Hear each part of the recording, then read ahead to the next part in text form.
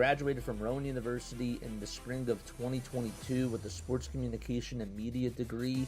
I got to actually call minor league baseball and G League basketball games while I was in school. And then I graduated, and as soon as I graduated, I went to NFL Films in Mount Laurel, New Jersey.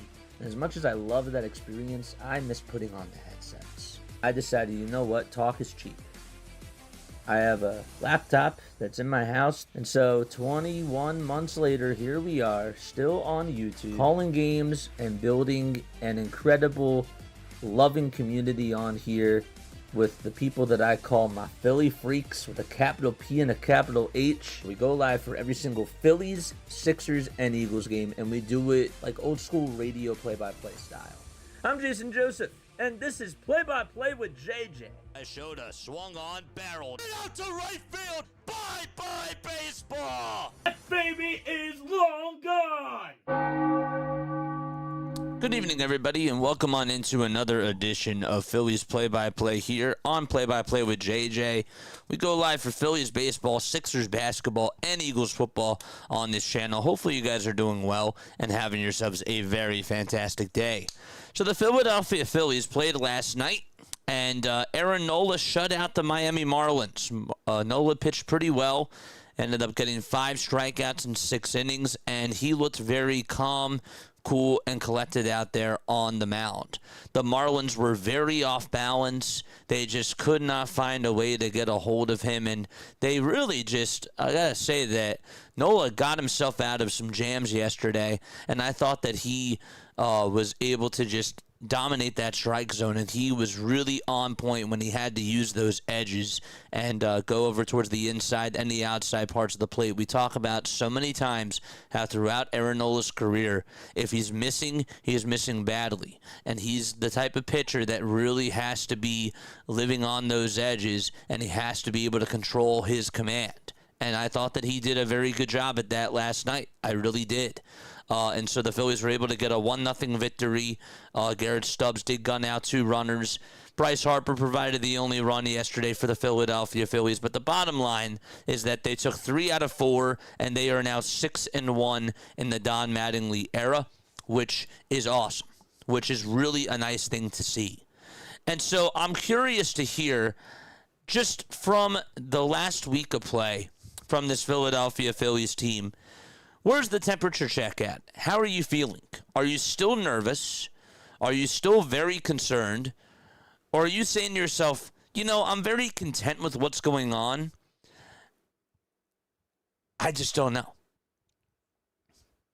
I'm more so in that third wheel right now. Like, I'm very happy with what they're doing, and they're taking care of business out in front of them. But I still feel like that it's really early to assess what's going on in the Don Mattingly era. But so far, so good. They're taking care of business. They're winning baseball games. And they're doing the little things correctly. Did I want them to put up more runs yesterday? Absolutely. But the starting pitching has looked a lot better. The bullpen has certainly been better. Yesterday, the Philadelphia Phillies bullpen, I thought, looked really, really good out there. I did. So, I will definitely take 6 out of the last 7 wins. I'll definitely take that for sure. Absolutely. Some news to also get on into today for the Philadelphia Phillies. So we just heard from the Phillies themselves about a half hour ago that prior to tonight's game against the Athletics, the Phillies reinstated right-handed pitcher Jhoan Duran from the 15-day IL, and they ended up trading away Trevor Richards to the White Sox for cash considerations. So that ended up being the deal today. Duran is officially back with the Philadelphia Phillies, and that obviously helps them out too. Because as we talked about it time and time again, you want to have everybody in a role when you are looking at your bullpen. Duran is your 9th inning guy. Last season, before the deadline, we looked for a 9th inning guy because Matt Strahm was not it. Jose Alvarado was not it. Ryan Kirkering was not it. And when you have that guy, that person that you just know is going to go out there and shut the door 9 times out of 10, everybody else's job gets easier. Brad Keller, I know that he closed out last night's game, but if they're playing against the Dodgers, they're playing against the Braves, I feel way more confident with Duran out there as your closer, because Duran is a top 5, arguably a top 5 closer in Major League Baseball. So Brad Keller to me is more of a setup guy, and getting Duran back should definitely relieve a lot of stress. Absolutely. So that's big news, and I'm very happy about that. The Athletics are coming on into town tonight. Let's talk a little bit about this Athletics team. So Tyler Soderstrom is back for them. Another one of their bats that just has been really, he got off to an okay start, but you just know that he is a 30 home run hitter. He's the type of guy that loves to hit for power. So he's back in their lineup. Cristopher Sanchez is going to be on the mound for the Philadelphia Phillies, but this Athletics team, just to get back to my point, they're 18-16. They've had a very good year. They have really good talent. They have a lot of youth. They have a lot of power. They have a lot of speed. And even though they're still missing guys like Denzel Clark out in center field, who is really fast for them and a very good defensive player, and they're still missing Shea Langeliers, who has been a really good hitter for them and a very good catcher for them as well, they've been playing very good baseball. They have a very good team. They've won 3 of their last 5 games. They did lose 2 to the Guardians, but they looked really good in their last game and ended up winning 7-1. Geloff had a homer. Colby Thomas also homered as well, and Tyler Soderstrom, who came back this weekend, was able to homer as well. And they got a really good start from Aaron Chevelle against his former ball club. So, to me, the offense is going to have to wake up today, because Cristopher Sanchez is going to need run support. Yesterday, they got their only run from a Bryce Harper solo shot. Tonight, they're going to have to put up 5 or 6 runs, especially against this A's team. And I trust Cristopher Sanchez out there. This isn't about not trusting Cristopher Sanchez. This is more so about, can we give him a breath of fresh air? Can we make him breathe?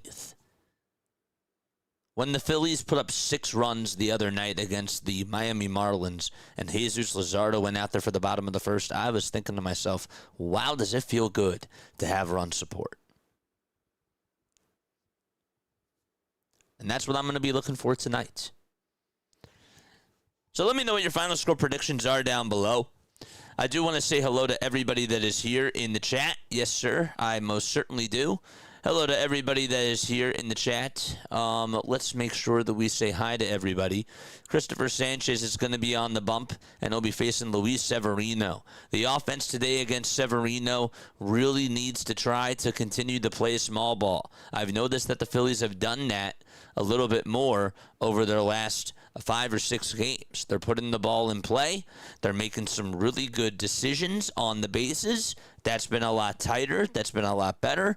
And they're going to have to keep that pressure up against the Athletics tonight, too. They really are. Rainstorm is here. What's going on, Rainstorm? How are you doing, my friend? Good to see you on here. Yes, sir. Haley is also here. Very excited for Diamond Zone tonight. Yeah, that'll be fun. Diamond Zone. We are going to be doing Diamond Zone. It'll be at around 10:45. We got 5 games that we're going to be doing, so that'll be really cool. And then tomorrow afternoon, we got ourselves another baseball game. I just wanted to make sure that I made this clear. We will not be on for the Phillies tomorrow night. I did post my schedule. The Philadelphia 76ers are on a really incredible playoff run, and I've been covering the Sixers throughout pretty much most of the season. So I obviously have to keep up with that. But, we'll be back to a normal schedule hopefully soon with Phillies baseball. I appreciate you all so much for tuning on into me and for understanding. But I have to make sure that I keep up with that too. So I just wanted to make sure that I made that clear. But yes, we got Diamond Zone tonight. That'll be a lot of fun. Brad's also here. What's up, Brad? How you doing? Andrew's also here. Danny's here. Yes, sir. We got a nice little crowd today. Phillies are playing good, but I'm still worried about the clubhouse imploding and fighting and drama. And you know what? That's just what goes on during a 162-game season. And I feel like that concern is still valid. I feel like that there's a lot of validity to that. And we'll just have to wait and see how things continue to unfold. The Phillies, really over the last week, the Phillies have not been tested. They have not been tested by other teams, I should say. They've been tested by themselves. This Athletics team, I don't really want to say that this is a test, but this is like a pop quiz. You know? Like, facing a team like this that has a lot of youth, that's been playing really good baseball, this is a quiz. How will the Phillies be able to manufacture runs against this team, and can they keep them on their toes? That's like the best way that I could put it. Robert Brown's here. What's going on, man? How you doing? Good to see you on here. R.I.P. John Sterling. It is high. It is far. It is gone. One of the best ever. Absolutely. 1,000%. I was actually going to talk a little bit more about him a little bit later. But shout out to John Sterling. Oh, man. All right. Smash TV Media is also here. All right. Let's go. Who else do we got? We got Keith. Is that Keith? Is that Keith? What's going on, Keith? How you doing? Got a nice little lineup. Let's go. All right. So the Philadelphia Phillies will get on into the starting lineup tonight. By the way, Bryce Harper did go 3 for 4 in last night's win against the Marlins. In 35 games, Harper's hitting .271. He does have 7 homers and 20 RBI, and then .882 OPS so far. Tell you what, he's been pretty consistent over the last week or so. So it's nice to be able to see Bryce Harper being able to contribute. I just want to see the Phillies continue to just get wins, and I'm hoping that they can just get other guys on base and be able to have him drive on in more runs. So, all right, let's get on into the starting lineups right now. So for the Athletics, their lineup will look like this as the game is being played out at Citizens Bank Park. So we got Jacob Olson batting leadoff. Brent Rooker's batting second. Wilson's playing over at short. He's batting leadoff. Brent Rooker is DHing. He's batting second. Batting third is the first baseman, Nick Kurtz. And batting fourth is the right fielder, Colby Thomas. In center field, batting fifth is Zach Geloff, who was one of 3 people that homered in yesterday's game for the A's.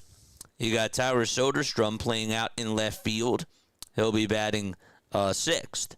Batting seventh is Austin Wynns, who is catching behind the plate today.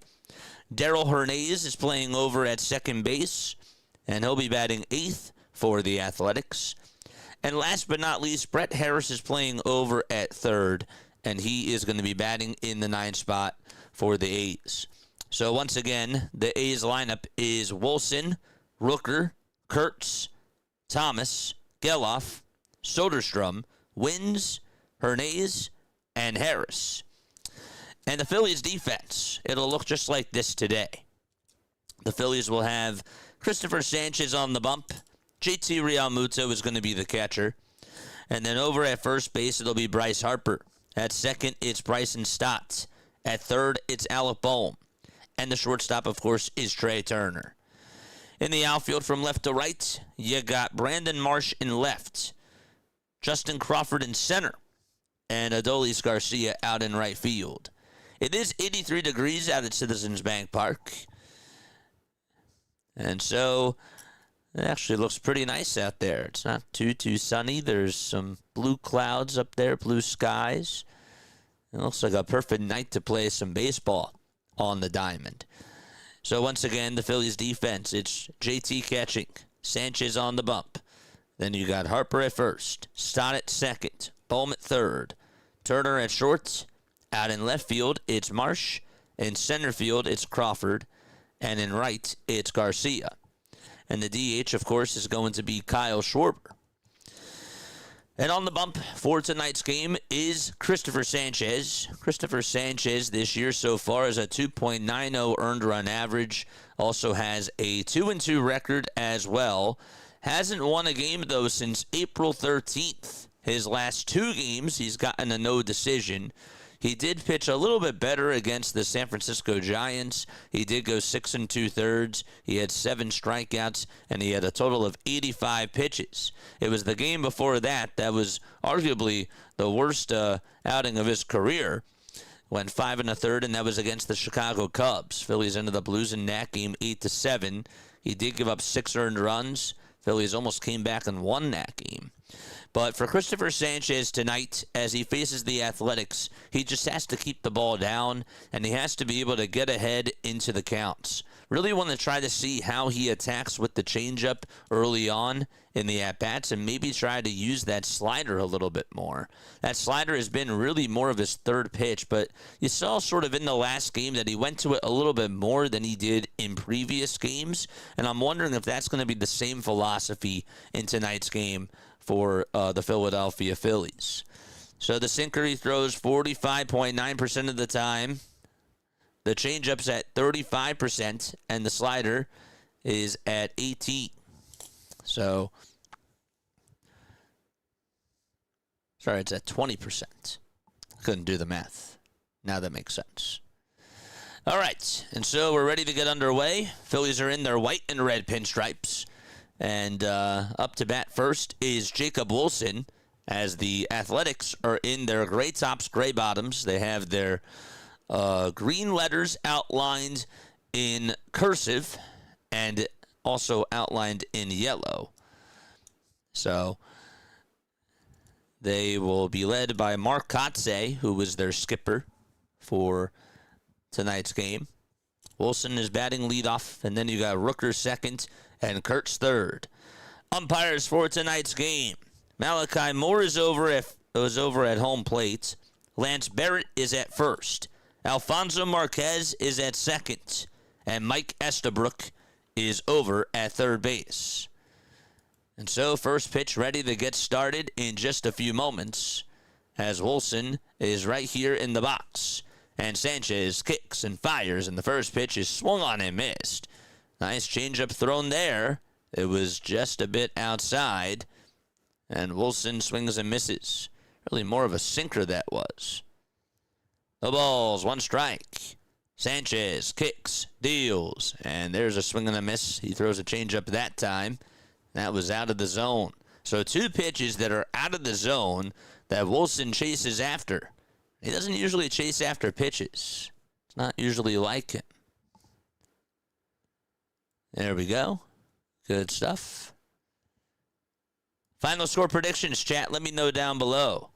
The ball's 2 strikes. Here's the 0-2 to Wilson, and he's going to ground it over to third. Picked up by Bohm. Steps over to first and fires it, and it's in plenty of time for out number 1. And that'll bring up Brent Rooker to the plate. Rooker's just hitting 162 on the season for the Athletics. He's a DH, though.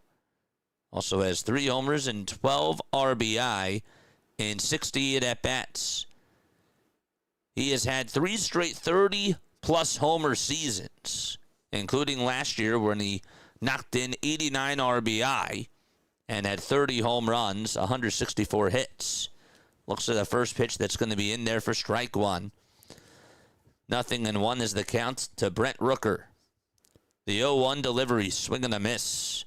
There was a game that they played against the Phillies, the Athletics, last year, where Rooker hit one. He actually hit 2 onto Ashburn Alley. One of them went over the batter's eye. There's a lot of home runs hit in that game for the A's. The ball's 2 strikes, and the 0-2 on the way. Strike 3 called right at the knees, and there is out number 2. Drop a chair for Cristopher Sanchez.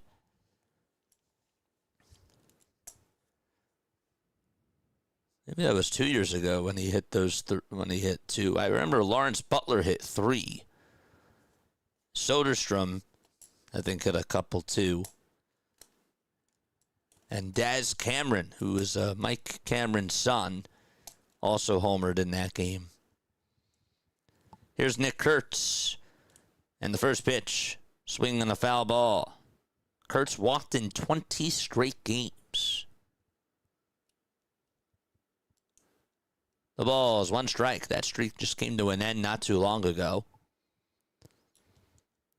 The 0-1 delivery, swing and a miss. It was a slider at 88 miles per hour. And Sanchez really locating his pitches well so far. 50 strikeouts for Kurtz, 34 walks. He's tied for 5th in strikeouts, and he also has the 3rd most walks as well. The ball is 2 strikes. The 0-2 to Kurtz, and this is going to be grounded over to 3rd. Bohm gets it towards the hole, shuffles his feet, throws it over to 1st, and it's in time for out number 3. We're going to go to the bottom of the 1st inning. Turner, Schwarber, and Harper will lead it off for Philadelphia when they return. Okay, let me put this up a little bit more. I apologize, chat. Actually, what I can do is the ticker. We'll put the NFL ticker up here. Let's try to get it over the 3D window capture. Nah, it doesn't look as good that way.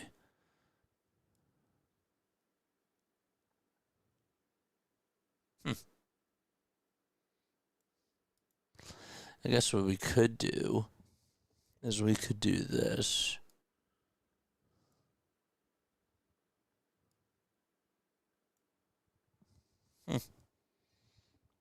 All right, so the Phillies starting lineup, it'll look just like this. It'll be Trey Turner, who's going to be batting in the leadoff spot.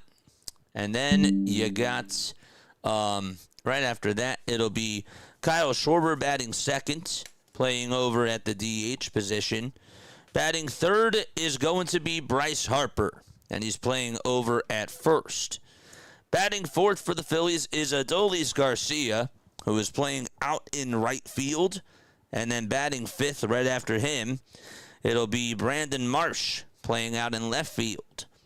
Right behind him, batting sixth, is going to be JT Realmuto, who is the catcher for tonight's game. Batting seventh is Bryson Stott, who is playing over at second base.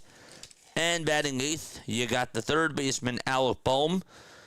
And last but not least, Justin Crawford is going to be batting in the 9 spot for the Philadelphia Phillies.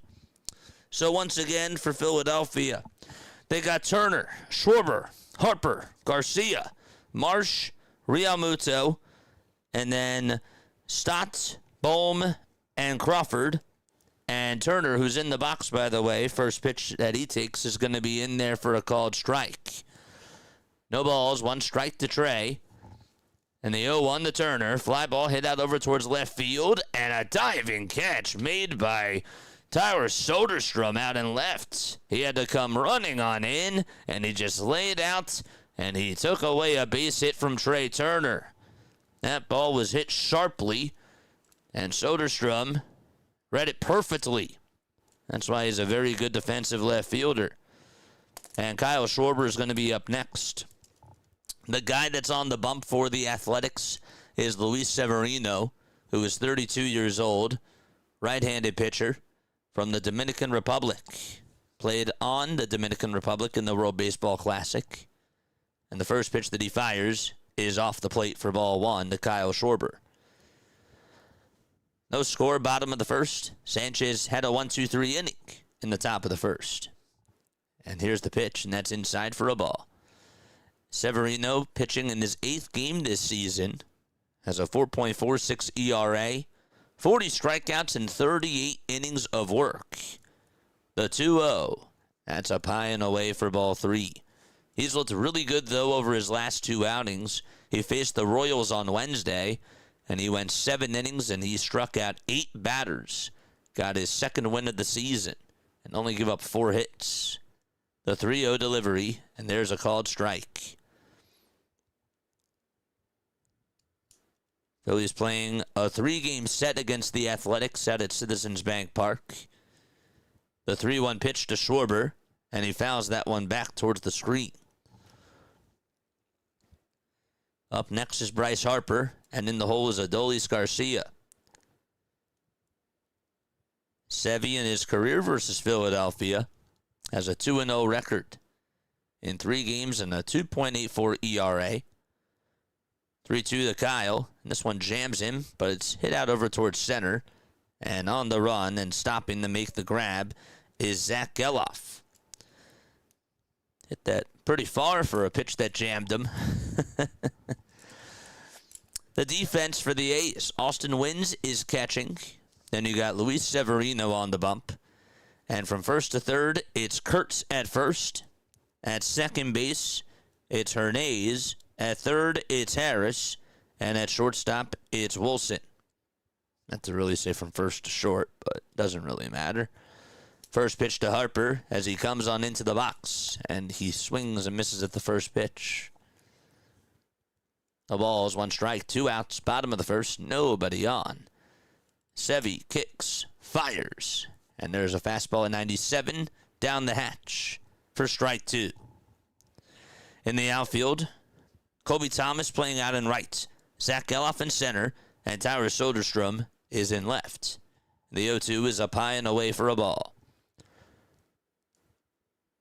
Bryce Harper has had 4 doubles and 8 hits over his last 7 games.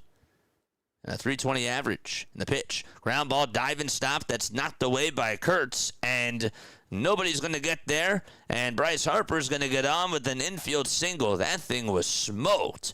Right on over towards the right side. Kurtz tried to dive and get on top of that baseball. And while he slowed it down and deflected it, it was going to be really tough for the second baseman, Darryl Hernandez, to be able to get him out. I mean, he had no chance, pretty much. But a good swing by Harper, and he's over at first. Here comes Adolis Garcia, and he stares at the pitch that's a little bit down. Malachi Moore is calling the balls and the strikes. At first, it's Lance Barrett. At second, it's Alfonso Marquez. And at third, it's Mike Estabrook. The 1-0, way up high and inside for ball 2.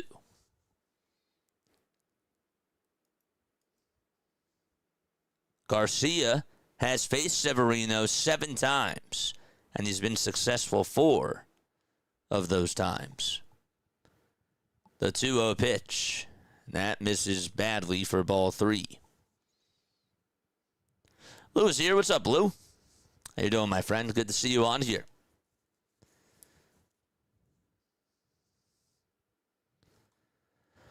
Three balls, no strikes. The 3-0 pitch, and that's down and away for ball 4. And so the Phillies have 2 runners on base here in the bottom of the first. All right, so let's get those emotes out, chat. If you want to become a member, it's $2.99 a month.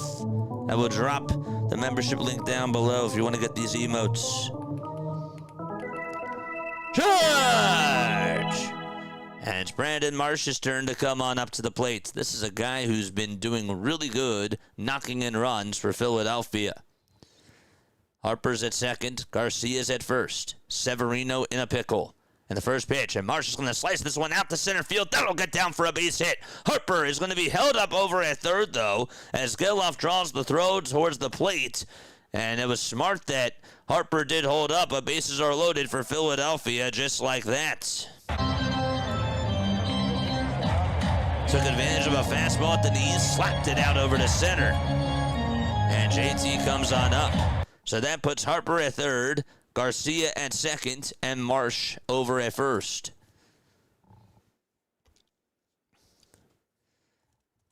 Here is JT Realmuto with bases loaded, a .250 batting average this season. First base line wide open. First pitch, a strike at the knees at 97 miles per hour. JT's batting .245 with the bases loaded. He has knocked in 99 runs and has 4 grand slams. The 0-1 pitch way off the plate for a ball. Seems like that when Severino's going to that sweeper, it's just not getting the oomph that he wants. Pretty good crowd at Citizens Bank Park. There are some empty seats, though. The 1-1 pitch, and that is called ball 2. Pitch track said that it was a strike. Not necessarily a good frame job, though, by Austin Wynns. And he will not put his hand on his mask. 2 balls, 1 strike to Realmuto. Severino kicks, deals, and JT flies one out over towards deep right field. It'll stay in the ballpark, though, and on the track to make the catch for out number 3 is Kobe Thomas. Phillies leave the bases loaded, and we're going to go to the second inning. No score out at Citizens Bank Park. Okay, so fly out to right, and there's out number 3. All right, so we're going to go to the second inning. It is 6:56 p.m. Eastern Time. Let's go to our monologue screen for a second. Hello, everybody. I hope that you guys are doing well and having yourselves a very fantastic day. What I like to do is when we go to the top of the second inning, or even just early on in the game, I like to give people shout-outs. I do. I really think that that's a cool thing because we have people that are Phillies fans, that are baseball fans from all over the world, not just from the U.S., but from other countries as well. And it's really cool to just be able to do that. So if you are tuning in, doesn't matter if it's your first time, doesn't matter if it's your 200th time. I don't care what it is. Make sure that you guys let me know where you guys are tapping on in from. Your name will be on the screen. And we'll be making sure that we play some music and we say hello to everybody that is here in the chat and give your region a shout out. All right, let's go. Cheers, everybody. Where are we tuning on in from tonight?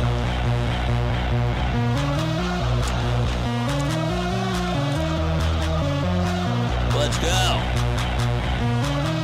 Hit that thumbs up button. Shout out to Hawaii. We got Glenmore, PA, your friend Jax. Bangkok, Thailand. Bruce is here. What's up, Bruce? How you doing? We got Sparks, Nevada. Elder Ute is here. Dylan's World is here. Let's go. From Percy, PA. We got Denton, Maryland in the chats. Colton is here. Marianne. Hi, Marianne. How you doing? Good to see you. From Morrisville, PA. We got Delaware in the chat. We got Stewart, Iowa. What's up, Robert?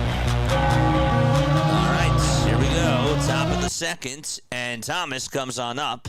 And he will stare at ball 1. We got St. Anthony in the chat. Jack always tuning on in from St. Anthony, Texas. He's been a huge supporter of the channel. Really big shout out to Jack for sure. All right, here we go. The 1-0 pitch. And this is going to be slapped foul and out of play.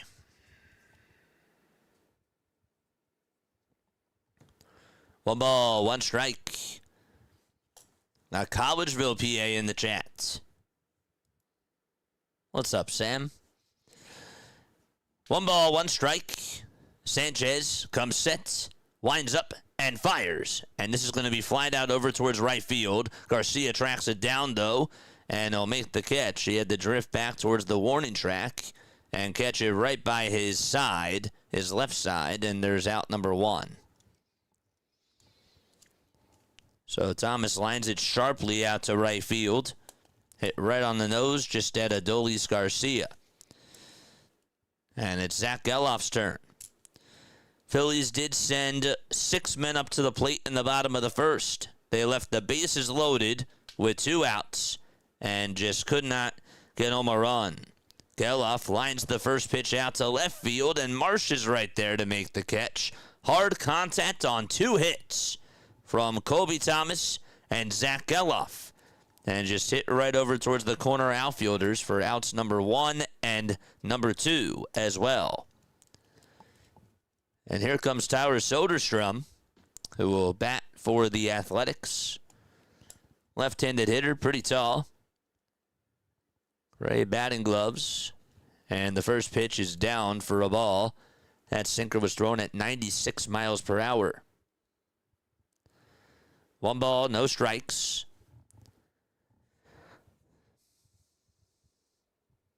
Soderstrom does have 19 RBI this year, 4 homers as well. And the 1-0 is fouled off of the home plate umpire, Malachi Moore. Tyler is 24 years old. He was the 26th overall pick of the 2020 draft in baseball. Went to Turlock, California High School. 1 ball, 1 strike. And the pitch from Sanchez. This is grounded over towards the right side. Stott shuffles his feet towards his left, picks it up, and tosses it over to first for out number 3. And we will go to the bottom of the second. Stott, Bohm, and Crawford are going to come on up to the plate. That'll be 7, 8, and 9 due up in the Phillies batting order. We'll see what they'll be able to do. Other scores around Major League Baseball, let's take a look at that right now. We got the Red Sox up 3-1 against the Tigers. That game is going to the bottom of the first. That game is actually in the bottom of the first, excuse me. Tigers have a runner over at first with 2 outs. The Blue Jays lead it 2-0 against the Rays. That game is currently in the top of the second. Blue Jays are threatening the score again with 1 out. In the bottom of the first, the Nationals took a 1-0 lead against the Minnesota Twins. C.J. Abrams got himself an RBI fielder's choice. That's what made it 1-0. The Baltimore Orioles were able to strike early, too, against the Miami Marlins, and they tacked on runs against Sandy Alcantara. Pete Alonso had a 2-run double off of him, and Basallo had himself an RBI double as well. And that's what has made it 3-0 Baltimore. And the Marlins actually just put up a run, and it's now a 3-1 ball game as Edwards scored on a wild pitch. Later tonight at 7:05, we got Rangers and Yankees. It'll be DeGrom versus Rodriguez. That'll be a good matchup. Brewers and Cardinals got postponed. Mets and Rockies got postponed as well. Reds and Cubs are going to play at 7:40. Then you got Guardians and Royals at 7:40 as well. The Dodgers are out in Houston tonight. That game will be at 8:10. And then later tonight at 9:40, it'll be Braves versus Mariners. You got Pirates versus Diamondbacks at 9:40 as well. And at 9:38, it'll be White Sox and Angels. And at 9:45, it's Padres versus Giants. And so here's Bryson Stott to start off the bottom of the second, and he will take a strike on the outside edge towards the letters. It's no balls and 1 strike. Pun Television, thank you so much for subscribing to the channel. The balls, 1 strike, and the pitch is inside for a ball. We covered the Phillies, the Sixers, and the Eagles on this channel. The Sixers are on a really wild playoff run. So we've been doing their postseason games. The 1-1 pitch to Stott, and he's going to smack this one out over towards right center field. It's going to go back towards the track. It's going to hit off the Toyota sign out over towards right center, and Stott's going to get an easy 2-bag out of this, and he is over at second base just within the blink of an eye.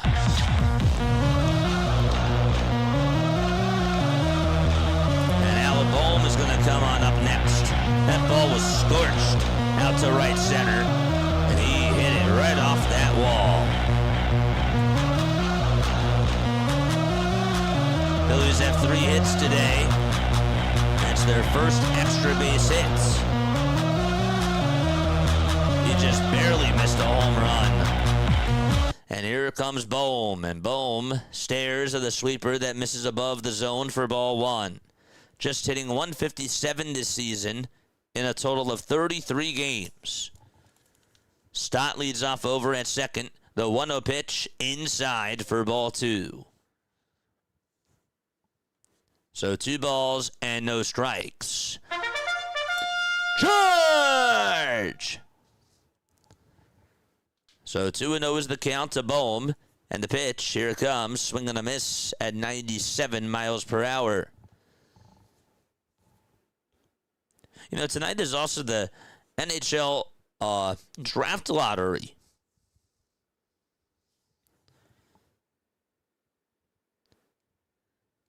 I didn't realize that was tonight. 2-1 pitch. That's inside for ball 3.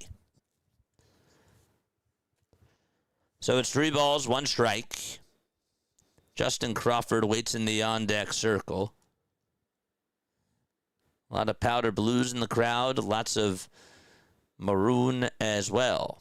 3-1 pitch, and that is going to be called ball 4. Once again, Austin Wynns decides not to challenge it. Pitch track's call to the strike. The Phillies will certainly take that. And Justin Crawford is going to come on up to the plate. Severino, in his career with the Athletics, here's something that's really interesting, and this is courtesy of NBC Sports Philadelphia. He's had a better road ERA in his career with the Athletics. His earned run average on the road is at a 3.23. At home, it's a 5.81. Here comes Crawford, who shows bunt and knocks it down towards the third base side, but it's a foul ball. And Stott is going to have to get his exercise, go back on over to second, and going back over to first is going to be Bohm. On-time Phillies fan from afar. Really far. Yes, sir. No balls, one strike. The 0-1 pitch. It's up high for a ball. Don't forget to hit the thumbs up button, folks, and hit that subscribe button as well. We want to try to get more JJ fans, more baseball fans, more Phillies fans on here, of course. That certainly does matter. One ball, one strike, and the pitch to Crawford, and he slaps it foul towards the third base side and out of play.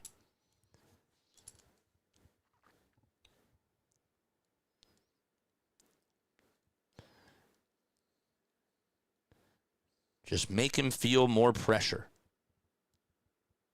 5 seconds left on the pitch clock. And here's the 1-2. And that's outside and high at 98. Justin Crawford just ended a 7-game hitting streak. A 6-game hitting streak, actually. 2-2 pitch. That's fouled away. Ended up going 0 for 3 in the series closer yesterday. And he struck out twice.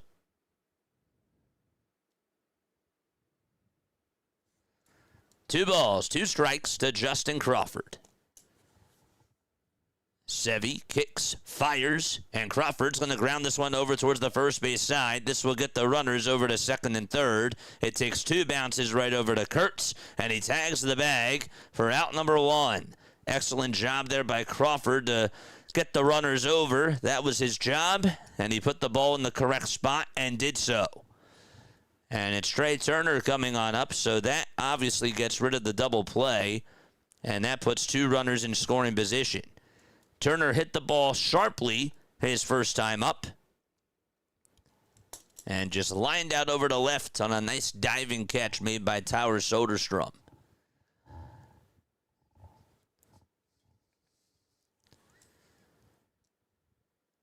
Severino's pitch count is at 35. He has thrown 18 strikes and 17 balls so far. The first pitch to Turner, swing and a miss on a sweeper that was outside.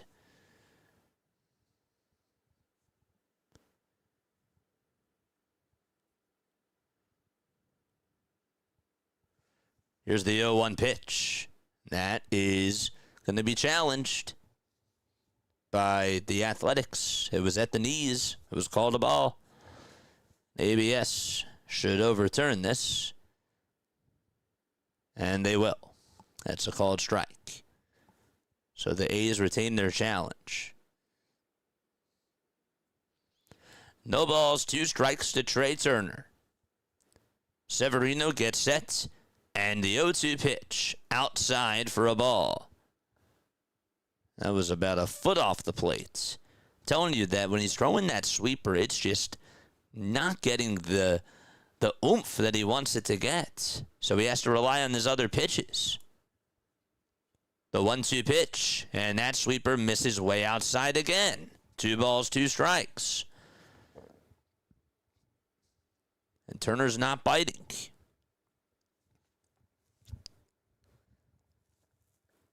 Eight seconds left on the pitch clock.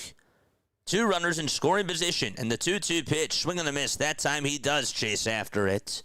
It was also outside, and, well, it worked that time, and Turner is down swinging on strikes. That one did look a little bit more closer to the plate, and so Turner thought that that was going to be a strike, but it still tailed out. And it's Kyle Schwarber's turn. Severino kicks and deals and is behind in the count already, 1-0.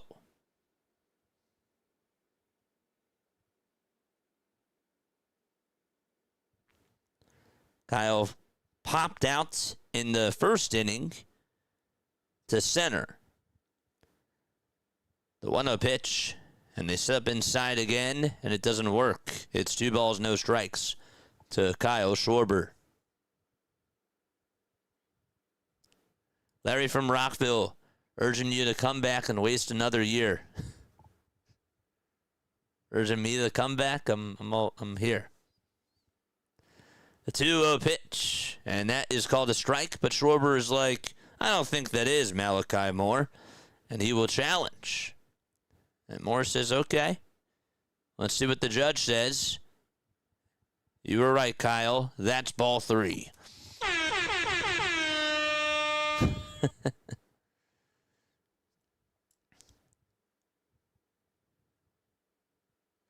Three balls, no strikes. Bohm at second. At third base, it's Stott. The next pitch on the outside edge for strike 1. Kyle has had 5 hits with runners in scoring position this year in 18 at-bats. There's Bryce Harper in the on-deck circle. Severino kicks, steals, and Schwarber fouls the next pitch off. He was a little bit late on the cutter there. I didn't think he anticipated that that was what was going to come. But he fouled it right off of himself, and he walks around home plate.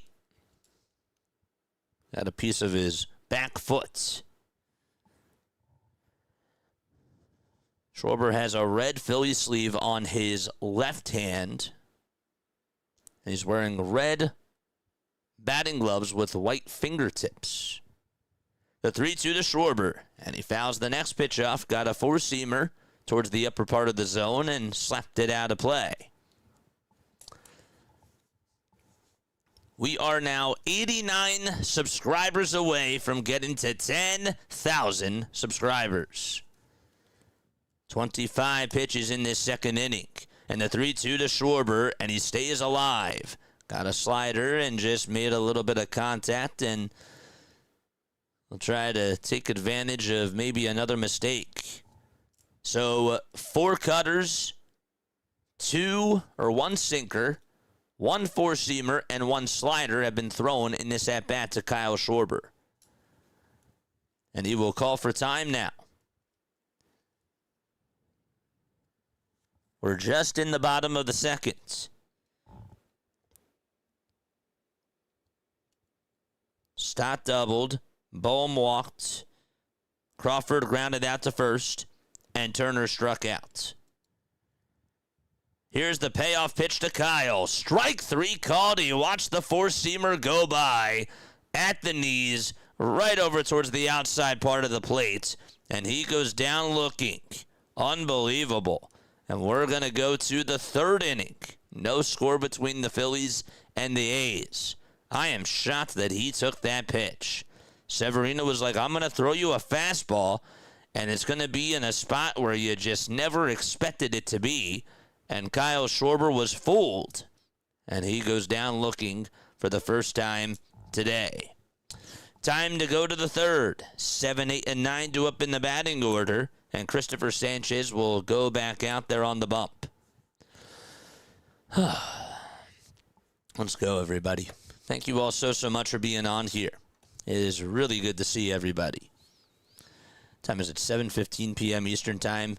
So once again, folks, we cover the Phillies, the Sixers, and the Eagles on this channel.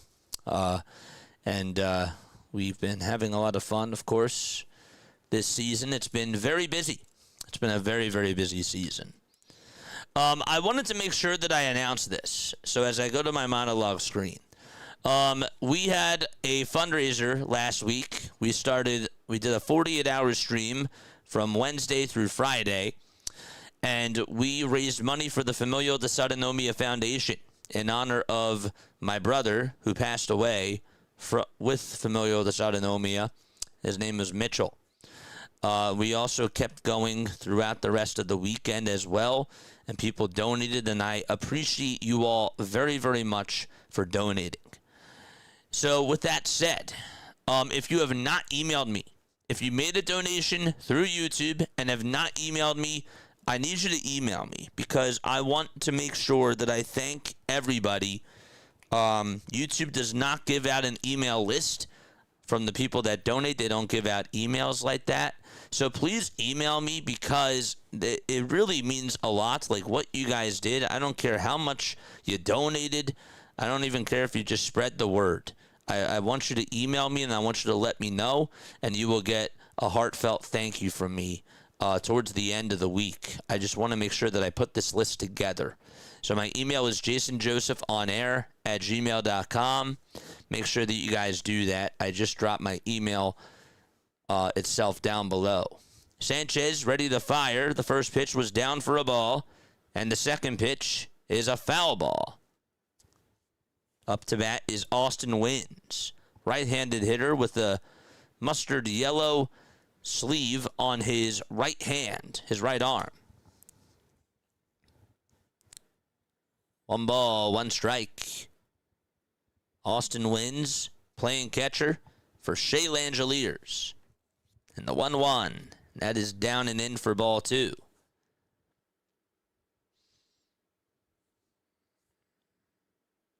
And Shea was off to a really good start.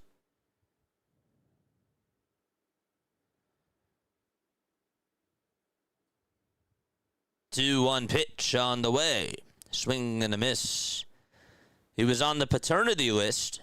It was reported 21 hours ago.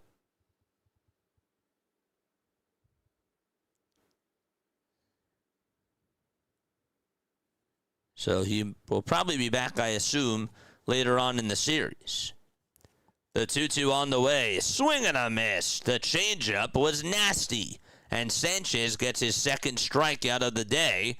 Drop another chair for Cristopher Sanchez. That was beautiful. All 7 batters retired.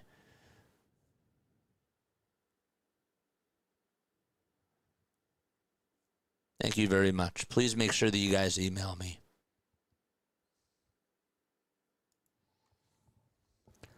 My email, once again, if you did donate or if you spread the word, it's jasonjosephonair@gmail.com. I just posted it. It should pop on up.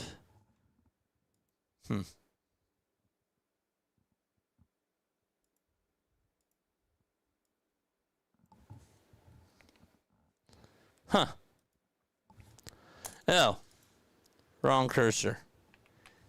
Here's the email. There we go.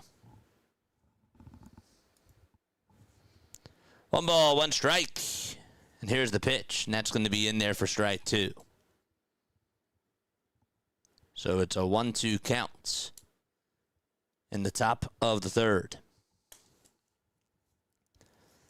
If you did subscribe to the channel, let me know who you are down below, and I will give you a shout out.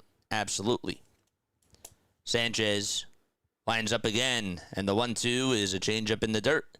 Didn't have a lot of bite there. I know that's early on, but him and JT just seem to just have this chemistry or just this magic that's just unmatched. When you watch them communicate with each other, when you see them go over signs, it's like he knows exactly what to throw. And here's the 2-2, and he knows exactly what to throw there. It's a changeup, a swing and a miss. And there's out number 2. There we go. A nice pitch there by Sanchez. And it was low and away.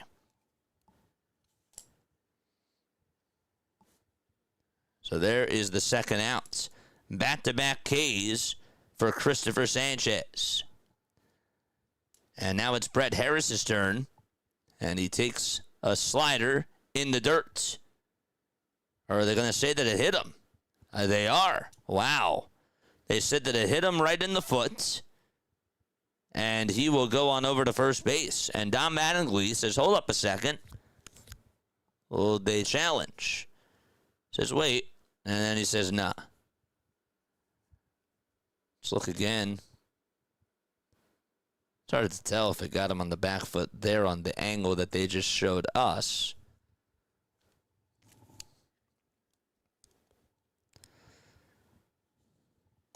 So it's a hit by pitch, and that's the first base runner today for the Athletics. Sanchez with the changeup, throws it over on the outside edge for strike one.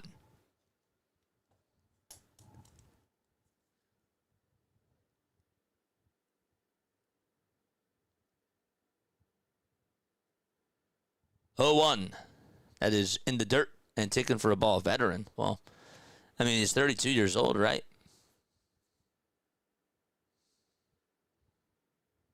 Sure, 32, you're a veteran.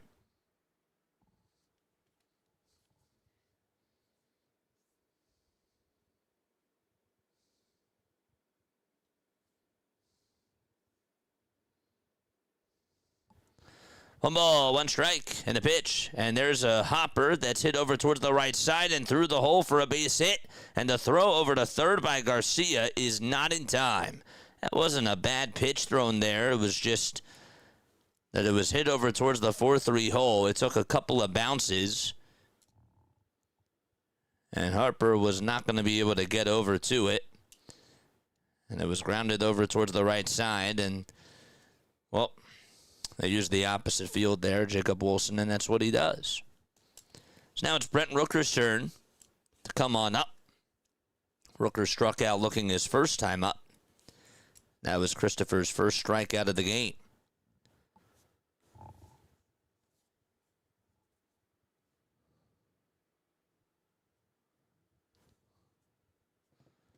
The pitch. Swing and a foul ball.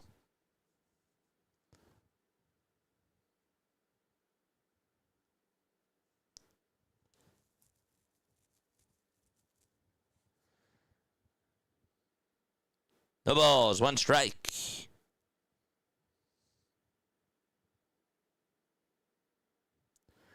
0-1 pitch, swing and a miss. I can't hit the bottom of my phone. It's not working. Try to exit out of the app. Sometimes it just does that.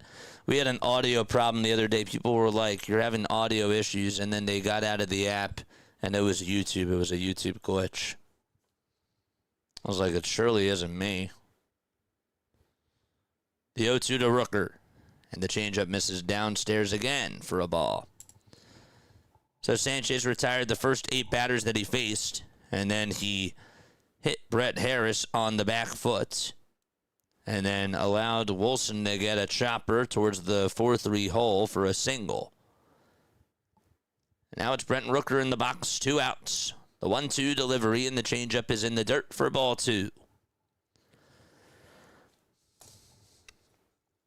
Tonight we got Diamond Zone starting at 10:45. That's when the estimated ETA of that will be. 2-2 is the count.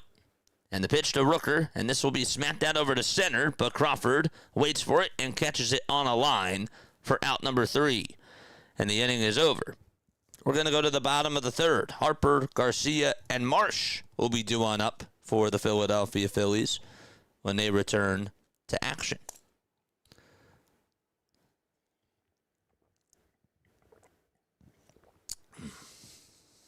All right, don't forget to like, don't forget to subscribe. We're trying to get to 200 likes once again. We go live for Phillies baseball, Sixers basketball, and Eagles football on this channel as well. It's been a crazy, crazy time. Absolutely. We have 109 likes already. Thank you very, very much for that. Keep continuing to like. And also, please spread the word, chat. There are people that are out there that don't even know that we exist. You'd be surprised. There's people that cannot watch the Phillies games, that cannot watch baseball, that can't watch basketball or football. And I want them to become a part of the channel. I feel like everybody deserves to have good play-by-play. I feel like that is something that people deserve to have access to if they are fans. There have been people that have messaged me that have been like, I'm really happy that I found your channel because I'm the only Phillies fan in my area. And what's so cool is I love being able to not only listen to you, but come on here to just talk to other people that are fans like me. And, or just sometimes, like I got an email the other week and the person said, I don't even chat. I don't even chat, but I just wanted to say, A, thank you so much for what you do, but also B, it's just nice to be able to see other people that enjoy watching the Phillies and just be able to see some of their stories in the chat. I don't chat, I don't type as much, but I just like being able to have that sort of community. And that's what I want to create on here. I want to create community, not just for Phillies, but for baseball fans and for other sports fanatics like me. And hopefully this is a way to do that. The pitch is in there for a strike. I just want to bring people together. The 0-1, swing on the miss. This is Bryce Harper who's up to bat. 50 total pitches for Luis Severino. Harper today is 1 for 1. Got on with an infield single his first time up. The 0-2 to Harper, and he'll foul this one out of play.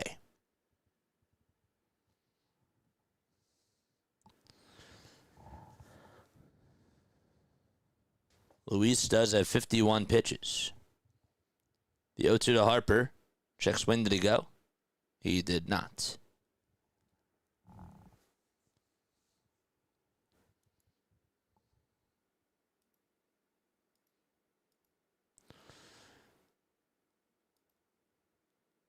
Bryce has hit 370 career homers. The 1-2 on the way, and it's called a ball. Looks like it hit the inside corner, according to pitch tracks, and this will be challenged by Austin Wins. And ABS says that that was a ball. Again, sometimes pitch track says one thing, ABS says another. It was a ball by just 1/10 of an inch. 2 balls and 2 strikes. 10 seconds left on the pitch clock.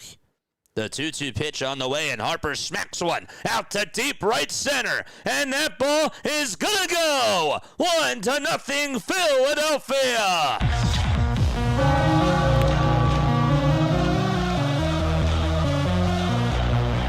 He takes a pitch that's just barely, and I mean barely inside, and smacks one on out of here on the next pitch.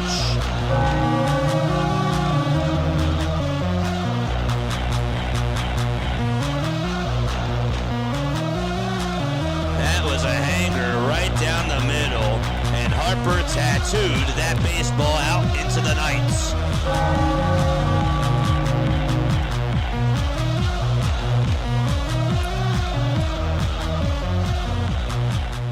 So Harper has homered in consecutive games. The first pitch to Garcia is in there for a strike. 0-1 to Adolis Garcia. The pitch, and a sweeper at the knees for strike 2. My son and his friend is with us tonight. Grew up with Kurtz, and they were in school together until Nick left Manheim Township.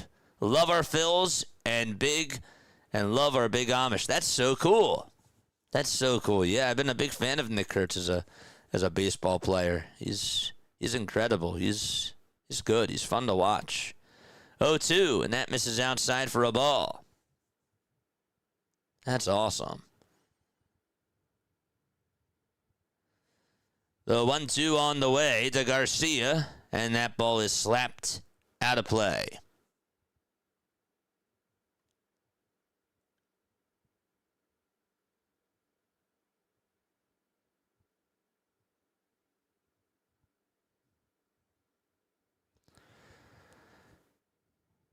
The 1-2 pitch, and that ball is going to be hit sharply on the ground over to shortstop, and the throw over to first, and that is in time for the first out of the third.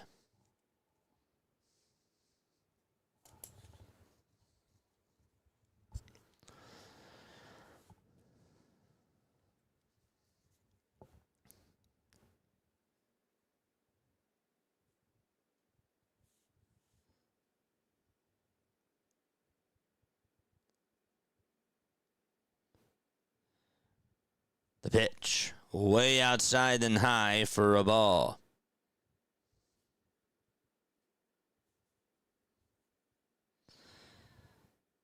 As of this moment, according to Matt Gelb, Harper ranks 9th in the National League in OPS with a 921 OPS.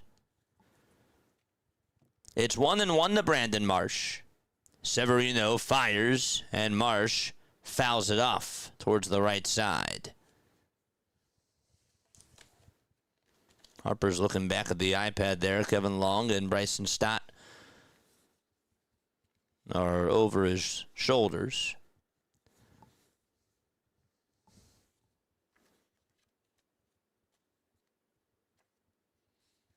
Marsh in the box. The 1-2 on the way, and Marsh goes after a pitch that was inside and low, and there is out number 2. 2 away, and JT Realmuto will be on up next.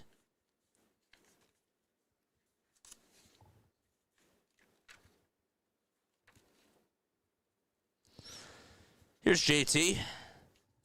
JT's a 3-time NL All-Star, a 3-time NL Silver Slugger Award winner, and a 2-time National League Gold Glove winner as well. And takes the first pitch for ball 1.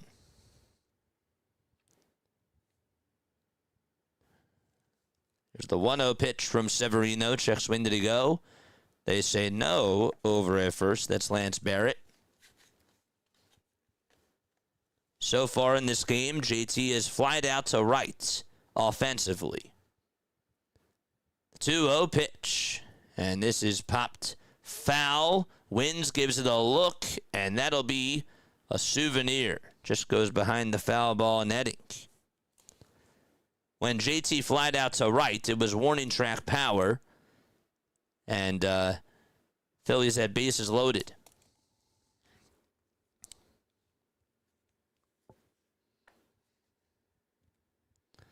JT last year led Major League Baseball with 115 innings caught and 132 games started at catcher. That was the most innings caught by a 34-plus-year-old since Jason Kendall did it in 2009. Did I say JT was 32? He's 35. How did I not know that? 2 balls, 2 strikes, and the pitch to JT. Foul ball.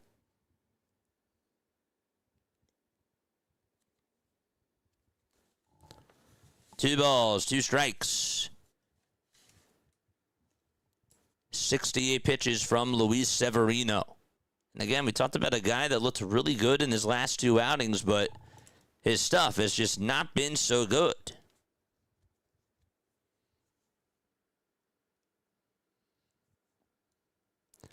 Two balls, 2 strikes, and the 2-2. Bouncing ball hit towards second. It'll be played on the hop, and the sidearm throw over to first is in plenty of time to get the final out of the inning. Bryce Harper goes deep for the 2nd day in a row. And so the Phillies lead it 1-0, and we will go to the 4th inning. Which means it is time now for On This Day in Phillies History. Okay, all right. Let's make sure that we go to our monologue screen right here. Hello, everybody. There we are. Today is May 5th. Today is May 5th. It happened on this day in Phillies history.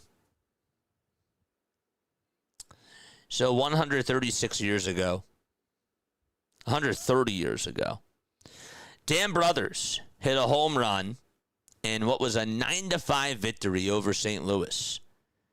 The Phillies became the 10th team for which Brothers hit one out, setting a long-standing record. That's actually really interesting. So he homered with 9 other teams, and he became, when he hit that one for the Phillies, that was his 10th team.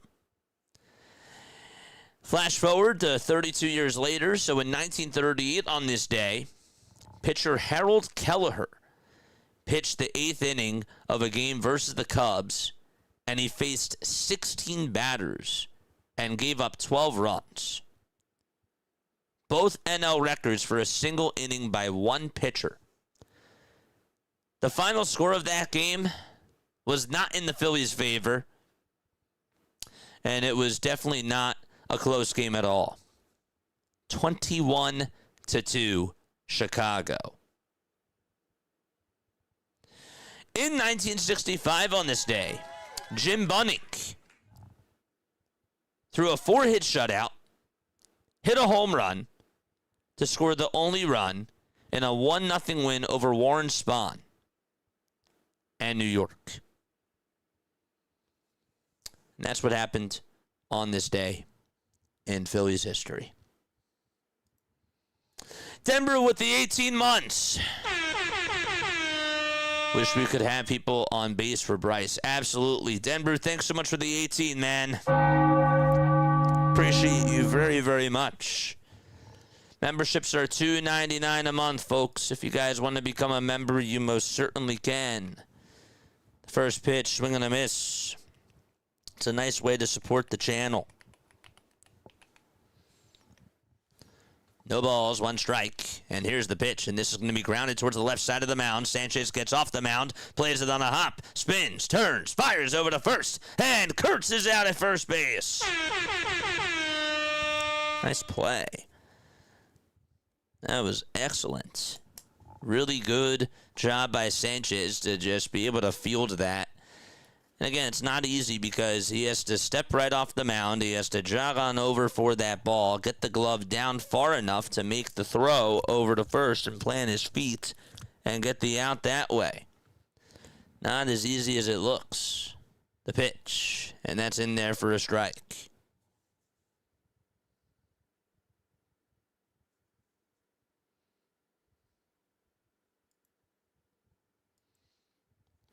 No balls, one strike. Sanchez fires, and the pitch is swung on and missed.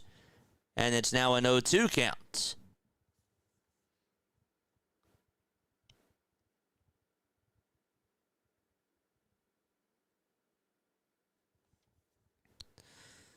No balls, two strikes. Sanchez fires, and the pitch is grounded over to third. Played on the hop by Bohm. He fires over to first. And that is in time for out number 2. So 2 away in the top of the 4th. And Kobe Thomas grounds one out over to third. Destiny Lagardo just said over on Twitter that it's been 18 innings. It's been 18 innings since the Phillies scored a run that wasn't a Bryce Harper solo shot. 2 outs, top of the 4th. And the pitch, a changeup that misses down for a ball. He's really, I've noticed that Sanchez in this game has really tried to attack with the changeup early on in the count. And it's been working for the most part. He's throwing strikes. The 1-0 is grounded over to shortstop. It's played on a hop by Turner. He picks it up, throws it over to first, didn't even have to move. And there is out number 3. So the Athletics just cannot solve Cristopher Sanchez. And we are going to go to the bottom of the 4th inning. It's a 1-0 lead for the Phillies. 42 pitches in 4 innings. Just 1 hit. That's impressive. What else is impressive is that the Red Sox have an 8-2 lead against the Detroit Tigers, and that game is going to the bottom of the 3rd. The Red Sox put up 3 runs in the 1st, and then 5 in the 3rd. Ceddanne Rafaela hit a home run. Matt Vierling also homered in that game for the Tigers in the bottom of the 1st. But that's been quite a game so far. Framber Valdez has not looked good for the Detroit Tigers. He pitched good in his last outing against the Braves. Then he pitched okay against the Reds, and then he did have a good outing against the Red Sox in his first outing. But earlier in the season, gave up 8 earned runs to the Twins, and just hasn't really been that strikeout dominant pitcher that he was in Houston for a couple of years. But he's allowed 8 runs. 5 earned runs in 3 innings. So we go to the bottom of the 4th, and it'll be Bryson Stott who is up to bat. He'll lead it off. Then it'll be Alec Boehm and Justin Crawford.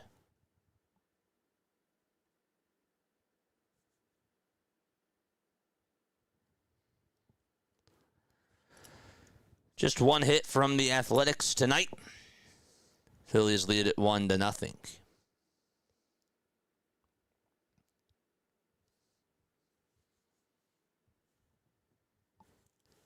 Stott in the box. Looks at the first pitch, and it's called a ball, but it'll be challenged by Austin Wentz. Pitch track said that it was a strike on the inside corner. That could go either way. And that is a ball. Once again by probably less than 1/10 of an inch. 0.2 of an inch. I love that it makes a difference. I really do. 1 ball, no strikes. And here's the 1-0 pitch. And this is popped up over towards the third base side in foul territory. And Harris backhands it, makes the catch in front of the tarp. And there's the first out. So the A's, by the way, are out of challenges, out of ABS challenges.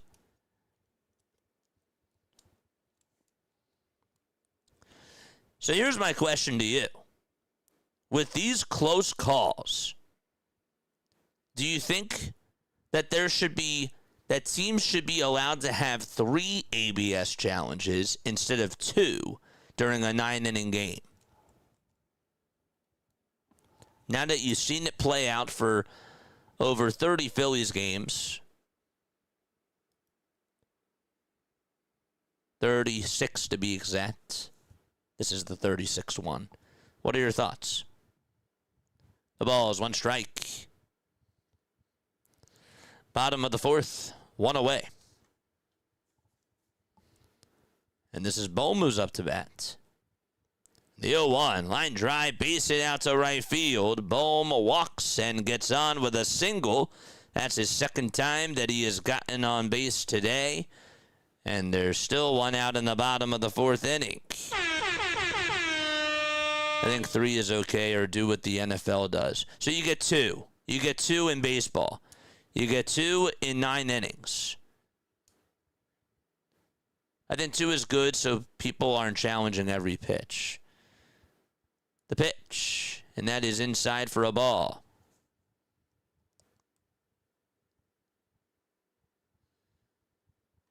Sevy has 74 pitches so far, Luis Severino.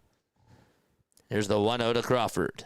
Foul ball towards the left side. Crawford grounded out to first his last time up, but it was a productive out because he got the runners from first and second over to second and third.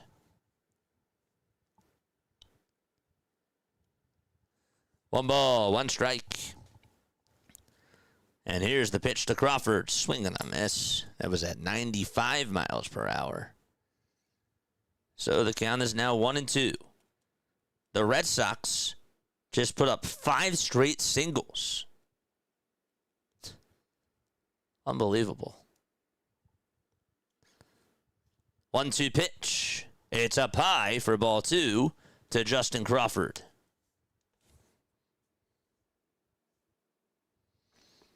Well, we heard that Otto Kemp today went 2 for 4. He had a 3-run homer and a grand slam as well out in Lehigh. 2-2 pitch, and there's a foul ball towards the right side. We also heard earlier from Luke Archini that Gage Wood and Alex Pinellas have been named Phillies minor league hitter and pitcher of the month for April. That was about 6 hours ago. Gage Wood was their first-round draft pick last year. Toss back on over to first base, and that is not in time. Alex Pinellas is 25 years old, plays over at third base in the Phillies farm system. 2-2 pitch, ground ball, backhanded by the third baseman Harris, and he's just going to have to chew it up. And an infield single by Crawford, and that'll put runners at first and second base. Just makes good contact, got it off the end of the bat. Harris was able to backhand it, and then he fumbled it. As soon as he tried to get it into the bare hand, he sort of took his eyes off the ball, was watching Crawford jog and sprint, I should say, over to first base. There's a big difference there. And so we have 2 runners on with 1 out in the bottom of the 4th. And Trey Turner's turn to come on up to the plate. Sevy kicks, fires. The pitch is down for ball 1. Charge! 2 singles in a row for Philadelphia. And the 1-0 to Turner. And he bounces it foul towards the left side. The count now at 1-1. Bohm and Crawford were going on contact.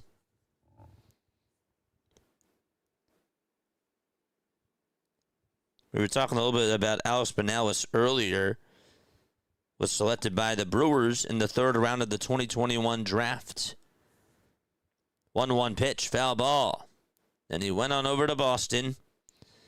And he signed a minor league contract with the Phillies. That was last year in May of 2025. Severino will deliver from the stretch, and the 1-2 is off the plate for ball 2. When Turner was up his last time, he threw 3 sweepers in a row. 2 of them were a foot off the plate, and then the third one that he struck out on, which he did go around on, was over towards the outside, but it was a little bit closer. 2-2 pitch, and the fastball is down and away for ball 3. Kyle Schwarber is on deck. He is struck out looking, and he is flied out to center. Phillies trying to add on to their lead. Severino gets set again. Kicks, fires, and Turner slaps one out to right field. It's going back towards the track, and it's cut right in front of the wall by Thomas. And so Bohm goes back on over to second base. And he is going to stay right where he is. Kobe Thomas went as back as he possibly could to catch that baseball in front of the former out-of-town scoreboard sign. Bohm didn't tag up there. He thought that thing was going to drop, and he was sort of sliding his feet over towards the right. And he went back on over to second base. And it's Kyle Schwarber who comes on up.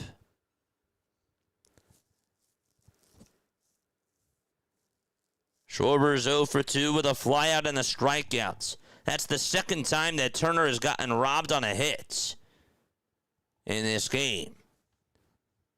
Here's the pitch, and that ball is bounced foul. Phillies took a 1-0 lead on a solo jack from Bryce Harper.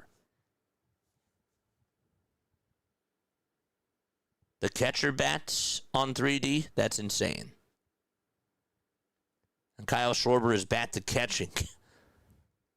The 0-1, and it misses inside according to Malachi Moore. That pitch has been called a ball from him a lot tonight. And the A's are out of challenges. The 1-1 to Schwarber, and there's a strike at 97 miles per hour.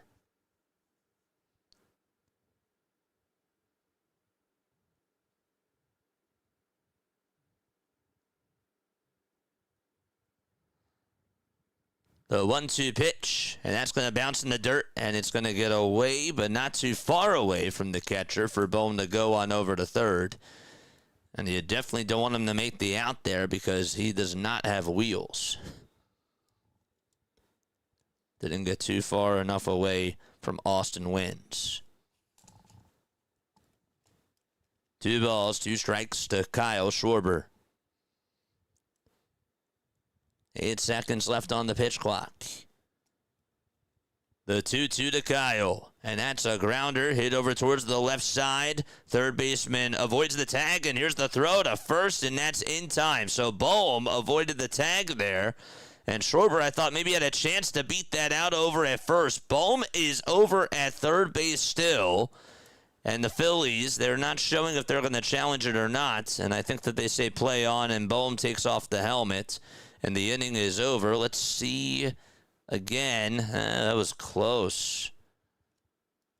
They decide not to challenge. They're going to go to a break. I think it would have been worth the look, to be honest with you. But you be the judge of that if you saw that for yourself.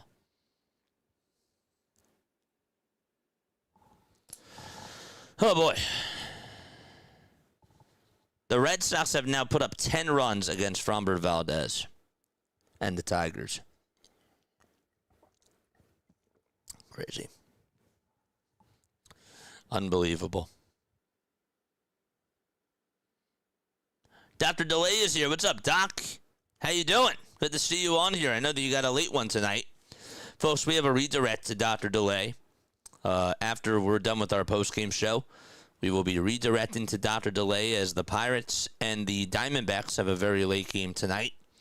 So make sure that you guys tune on into his call as he calls a very good Pirates game. He does. He doesn't like to admit it, but he doesn't like it when I speak the truth either.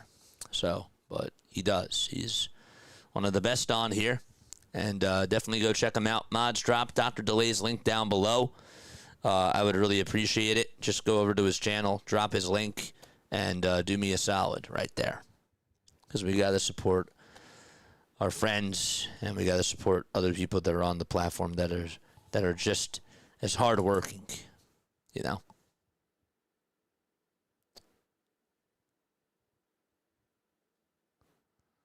I like this convo in the chat.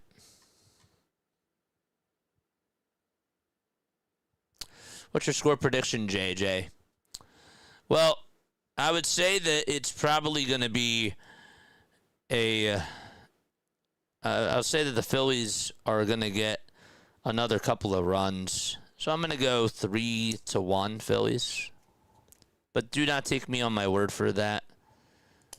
But that's just my prediction. I don't want people complaining to me saying that it's your fault that you said it was going to be 3-1. JJ, did you see the Phillies bench react to Schwarber not striking out? Oh, of course. We were here calling it. Absolutely. The 0-1. That's down for a ball. JJ and PJ. I like the little combo there. That's pretty cool. No problem, Doc. 1 ball, 1 strike, and the pitch. Swing and a miss. Sounds like we should start a show together, PJ. JJ and PJ. We could have an event called JJ's PJs. JJ in PJs. Interesting. In pajamas, of course. The pitch on the way. Swing and a miss. And there's out number 1 in the top of the 5th inning. There we go. Tyler Soderstrom went after the changeup again. That thing has been a weapon tonight for Cristopher Sanchez.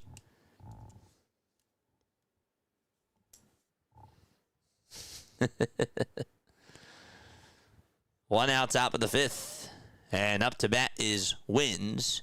And he swings and misses at the slider. It was at 88 miles per hour. Once again, folks, if you did donate to the Familial Dysautonomia Foundation fundraiser that we did, please email me. Email me, jasonjosephonair@gmail.com. I want to make sure that you guys get, that I get as many people to say thank you to as possible, because you guys really were incredible. And I wanted to make sure that I put together an email list too. YouTube does not do that. I don't know why. It doesn't make any sense, but no balls, 2 strikes. I want to make sure that you guys get a proper thank you from me off the air. 0-2 on the way. Swing and a miss. Cristopher Sanchez, his 5th strikeout, and he has been dominant so far in this game. Another changeup, and he just didn't know where it was going to land.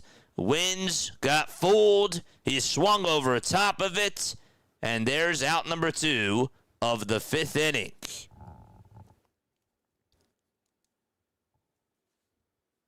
The pitch, and this is popped up and skied towards the outfield grass, but Bryson Stott is there in shallow right center, and he will make the grab, and we will go to the bottom of the 5th inning. 1-0 Philadelphia. Bryce Harper, who homered in the 3rd inning to lead it off, is going to come on up and lead off the bottom of the 5th.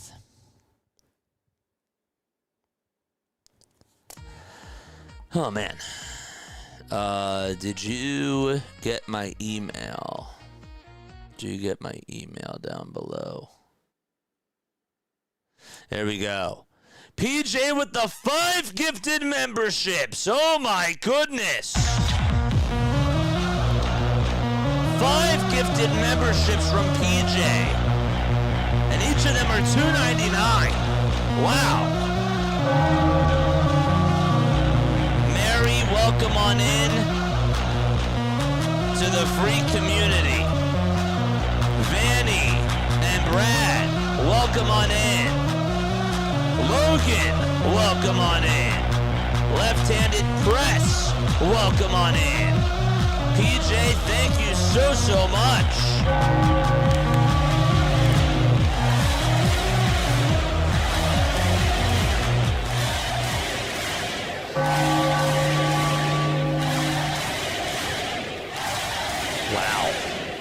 That's a lot. That is awesome. Thank you so much. They've left too many men on base. I think that they've left, 5 on base? They've left 7. They've left 7. Thank you so much, PJ. That's so nice. And Denver, once again, thank you so much for the 18 months. Here's Bryce Harper facing Luis Severino, and he takes a hack at the first pitch and swings right on through the fastball. Sevy has 91 pitches. He probably won't be out there for much longer as we're in the bottom of the 5th. Harper is 2 for 2, though. He's had his number today. The 0-1 to Harper, and he takes a pitch that's called a ball again. And the A's can't challenge. 1 ball, 1 strike.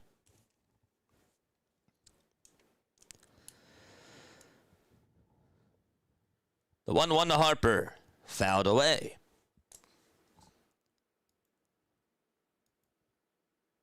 Bryce Harper in the month of May so far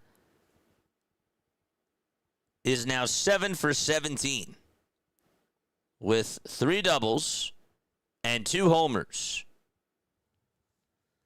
The 1-2 to Harper, and that is up high and outside for ball 2.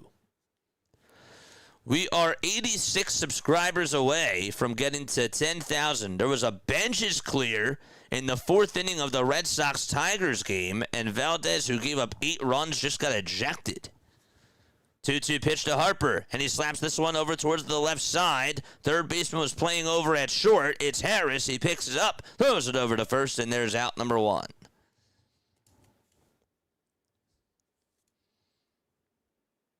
That's the first time that Harper has been retired in this game. Subscribing to the channel is free. We are now 85 subs away. Pope Martin is here. What's up, Pope Martin Frankenstein? The pitch to Garcia. That ball is lined out over to center, but it's caught on a rope for out number 2 by Zach Geloff. Gonna subscribe now. You are the MVP. Whoever also just subscribed, let's go. We're 83 subs away from now 10,082. Let's go. Southern Outdoors, thank you for the sub. Pope Martin Frankenstein, thank you for the sub. And the pitch, and that's outside for a ball. from Sevy. 1-0 Phillies. And if you subscribe to the channel and I didn't shout you out, it's because your subscription is not public. So make sure that you comment down below if you did subscribe to the channel. Do you know why he was ejected? Well, I assumed that he got into a brawl with one of the players because there was a benches clear, but I don't know. I don't know what specifically happened. The 2-0 pitch to Marsh, and that ball is grounded out to right field. Marsh's bat continues to be on fire, and he gets on with a 2-out single. He's over at first base. And so another runner over at first for Philadelphia. They've put up 7 hits today. They've just manufactured 1 run.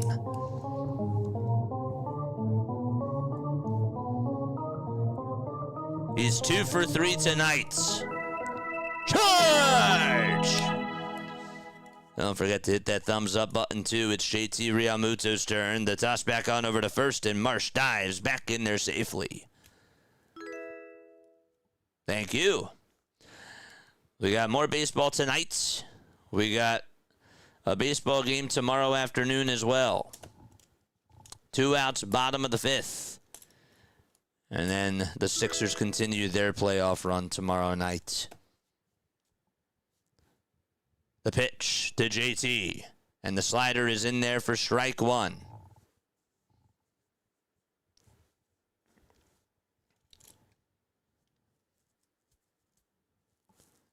Nothing in 1 to Realmuto. Sevy kicks, fires, and that pitch is down and away for a ball. I believe that this will be Severino's last batter because he has 101 pitches. JT flied out to right to end the first inning with the bases loaded, and then he grounded out to second.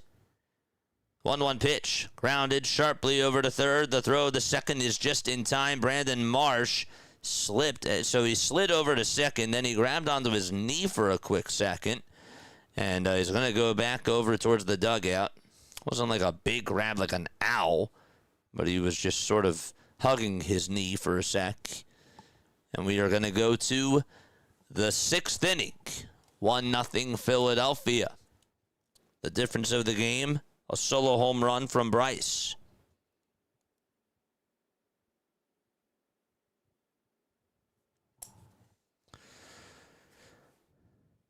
Brandon Marsh, this is really interesting. So Luke Arcani and Destiny Legardo, who cover the Phillies, they do an awesome job. They really do. And I really encourage you guys to go check them out. Brandon Marsh is now 6th, says Luke Arcani, in the National League in batting average among qualified hitters in 2026.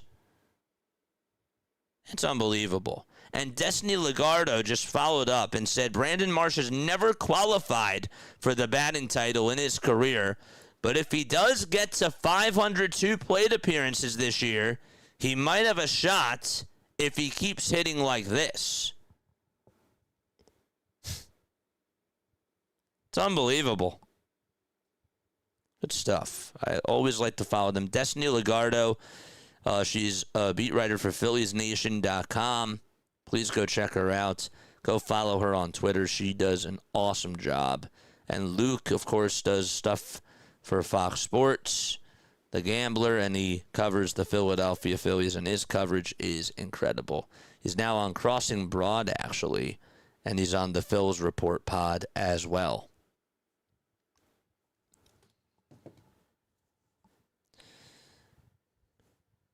Southern Outdoors, Brian Long, thank you so much for the subs. I really appreciate that. 50 pitches from Cristopher Sanchez, the fewest in his career, thrown through 5 innings. 9 in the first, 7 in the second, 19 in the third, 7 in the fourth, and 8 in the fifth. He has done an incredible job. And we are now in the top of the 6th. Nighttime is struck upon us. The pitch, and that is a little bit outside for a ball. Harris ended the streak as Sanchez hit him in the back foot. Sanchez retired his first 8 batters in a row and then got Harris on the right shoe tops. That was back in the third. 2 balls, no strikes. Sanchez gets set, kicks, fires, and Harris chops it foul towards the left side.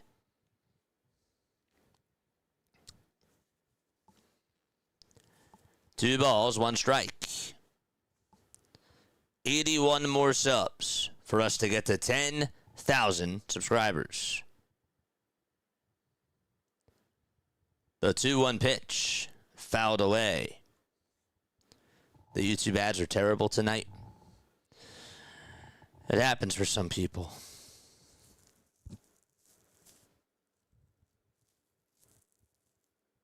Marsh, baby.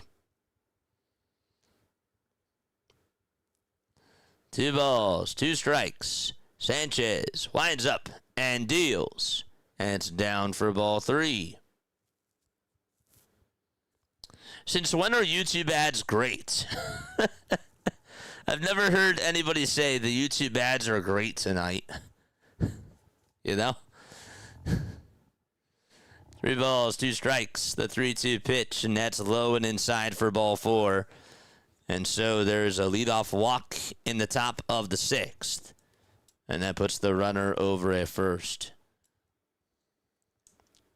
I feel for you, though, man. I do not have YouTube Premium.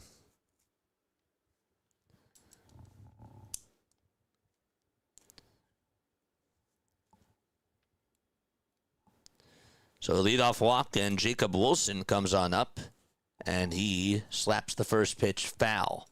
PJ says never.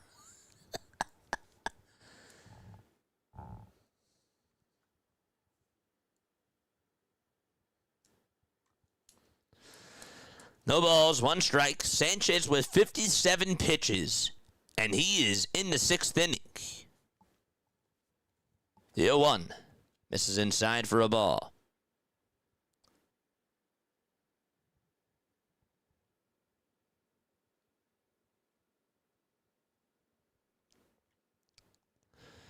One ball, 1 strike. And here's the toss back to first. And Harris doesn't even get swiped by Bryce. Walked back over to the bag.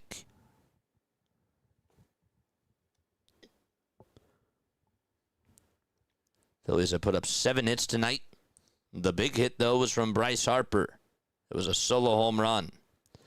The pitch. This will be bunted right in front of the mound. Sanchez is going to pick it up with his bare hand, charge it over to first, and the sacrifice is complete. There is 1 out, though, in the top of the 6th. Folks, because we're not doing the Phillies tomorrow night, our next P.O. Box opening is going to be on Thursday. It's going to be on Thursday night. So I just wanted to let you guys know. We usually like to do it on Wednesdays during the 5th inning.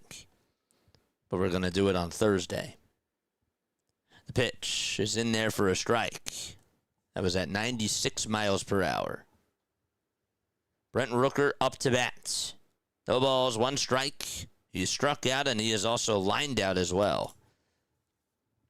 Covered the Phillies, the Sixers, and the Eagles on this channel, of course. 0-1 pitch to Rooker, and that ball is lifted out to right field. Garcia, though, has room on the track, and he'll make the catch. And the throw to second base is not in time. Harris stays right where he is. By the look on Cristopher Sanchez's face, he was like, uh-oh.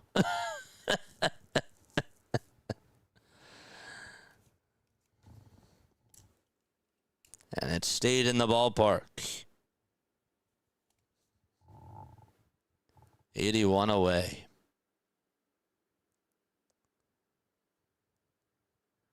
The pitch. And there is a called strike. You're on Sixers and Flyers crash out watch. I mean, did we really expect the Sixers and the Flyers to make it this far, chat? Like, why should we be crashing? Why should we be crashing out? 0-1 pitch, and that's down for a ball. And yeah, they got blown out in game 1, but they've already exceeded expectations. Phillies are going to challenge this. And the pitch is going to be a ball still. So JT does not win that challenge. 1 ball, 1 strike. Phillies have 1 ABS challenge left. The A's are out of options. 1-1 pitch, and there's a called strike 2. 1-2 is the count.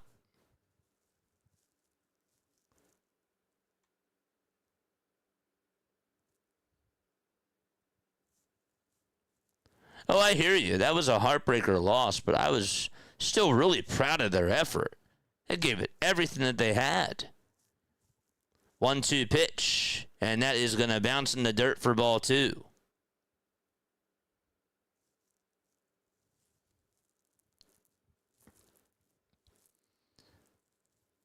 I hate when when you're saying something, JJ, and an ad completely overrides your comment. I can't control it. I gotta make that. I gotta make that, man. Gotta make that money somehow. 2 balls, 2 strikes. The 2-2 pitch, swing and a miss. I hear you, though. And there is out number 3.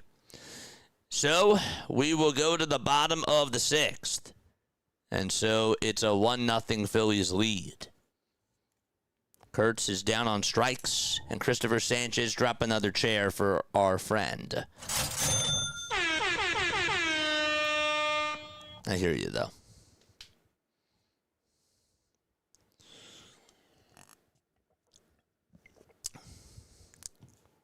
$80 more subs. 80 more until we get to 10,000. Wow, we are 80 away from 10,000. 80.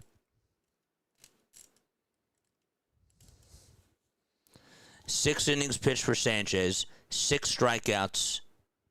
And guess how many pitches he has? I'll tell you for free, 66. A lot of 6s from Cristopher Sanchez. Funny. That's really funny.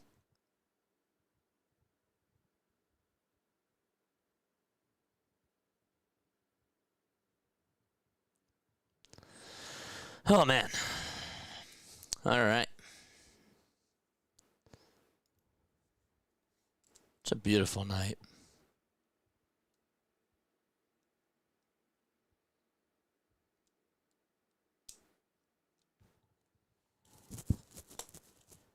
So what are we going to the top of the 7th?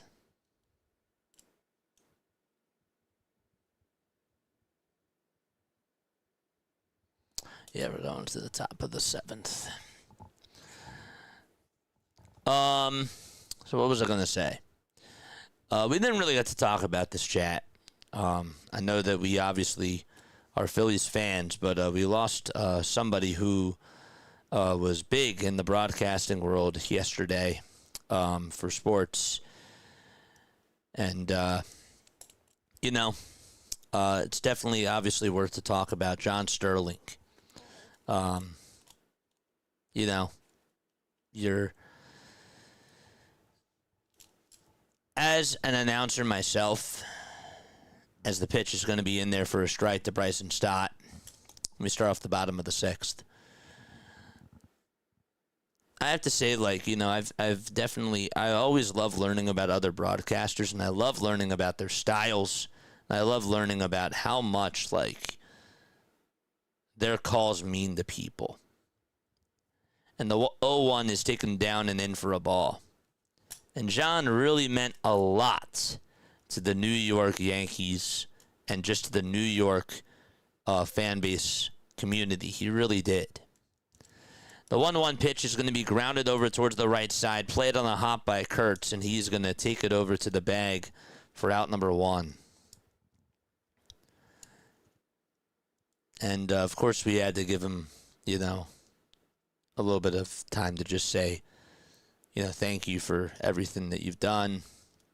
Sterling was one of those people that I looked up to as a broadcaster when I was younger. And I always enjoyed listening to his sense of humor and just his sort of theatrical performances. I sometimes, I was a little bit annoyed with it, but I obviously understood from a job perspective, he was really good at that. And I always had a lot of respect for him. Al Bohm comes up, and on the 1-0, will fly this one out over towards center field, and the catch is made for out number 2. So obviously we didn't get to talk about it yesterday, but had to make sure that I said some words on him because he was great, and he will be missed. He will.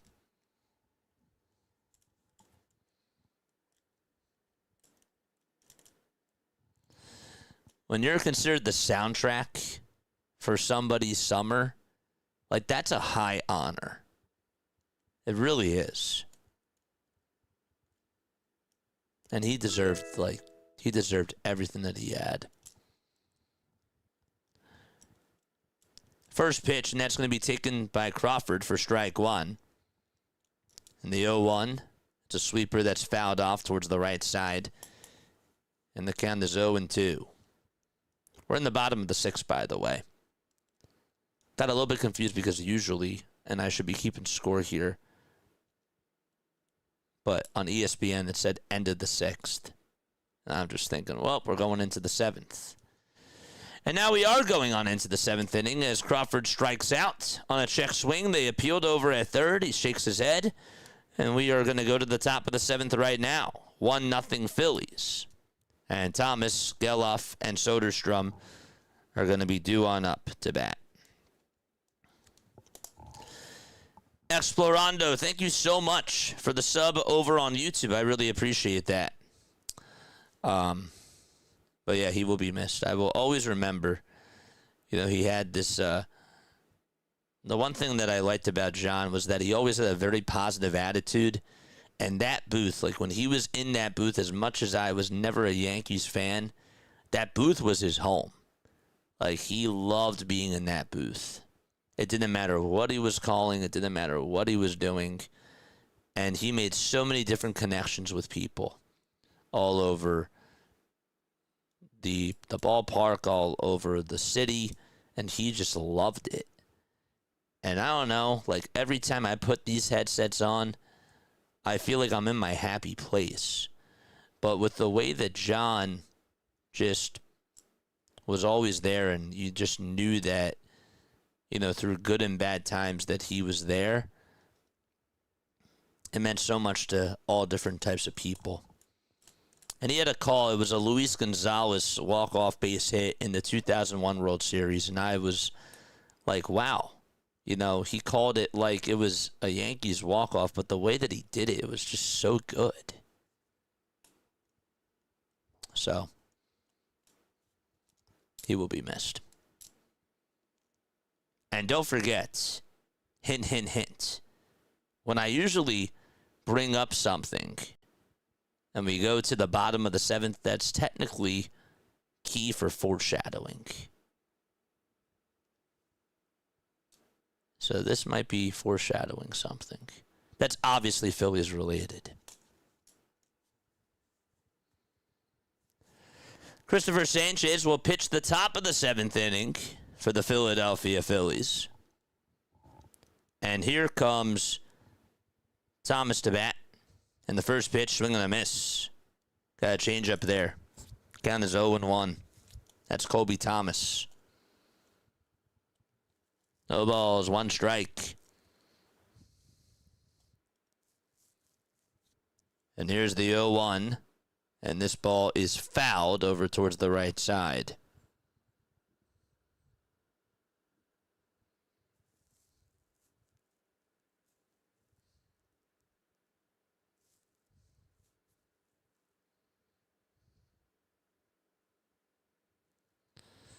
No balls, 2 strikes. And here's the 0-2. Ground ball right through the hole, out to left field.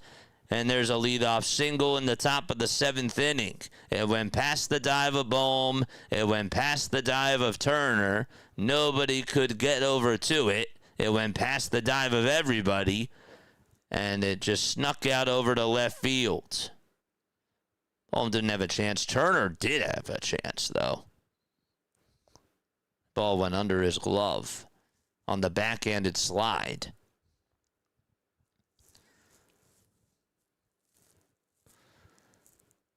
The pitch. That's in there for a strike.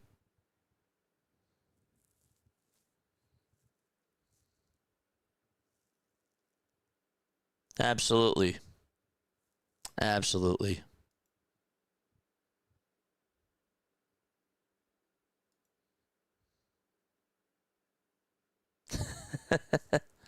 Thanks, man. No balls, 2 strikes. That was one of my favorite calls. That was one of my favorite calls.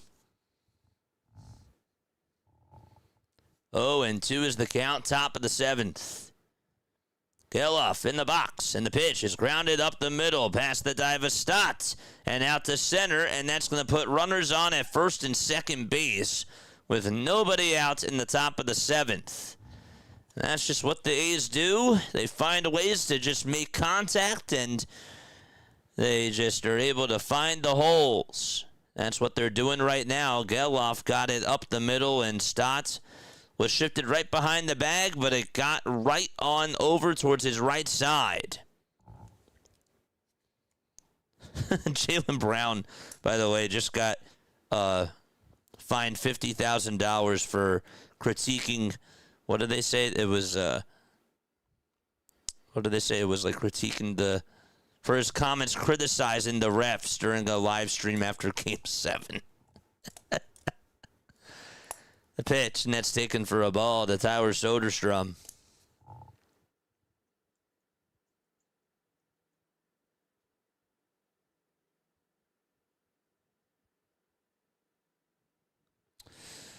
One-0 pitch, and there's a high fly ball hit out over towards the right field corner, slicing, I believe it'll be foul, and it will. The ball looked like it was blowing towards the right, and then as Garcia was trying to chase it over towards the corner, it flew back a little bit over towards the left, and it just went right over towards the line. But it was to the right of the line. So therefore, it was a foul ball. 1 ball and 2 strikes in the top of the 7th, and Sanchez in a jam. He has 75 pitches. 5 seconds left on the pitch clock, and the 1-2 on the way. Swing and a miss, and Soderstrom jumps up and down, angry at himself, and there's out number 1. That is strikeout number 7 from Cristopher Sanchez with the nasty changeup. Knew it was coming. Where was it going to be? He swung over top of it, and there's out number 1.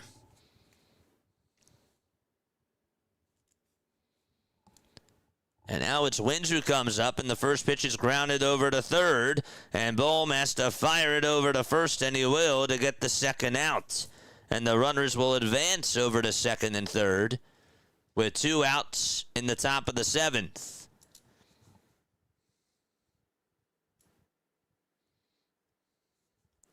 Prayers to you, Cole. Much love and much prayers being sent your way.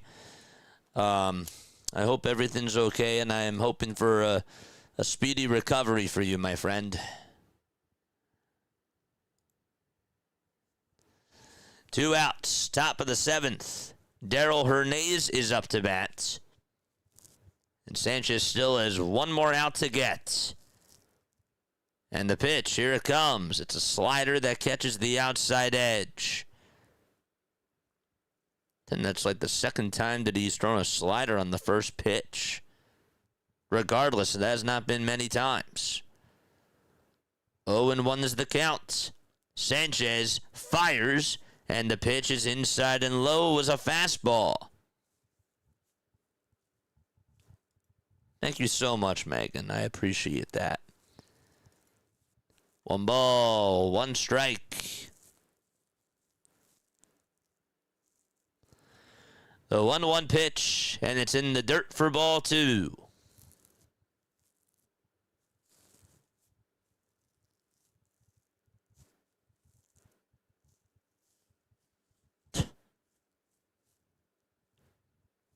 Darryl today struck out in the 3rd and popped out to 2nd in the 5th.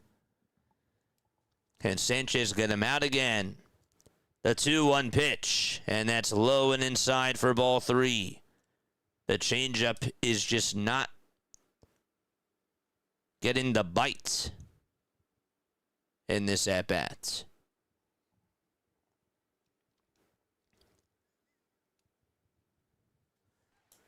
3 balls, 1 strike to Darryl Hernandez.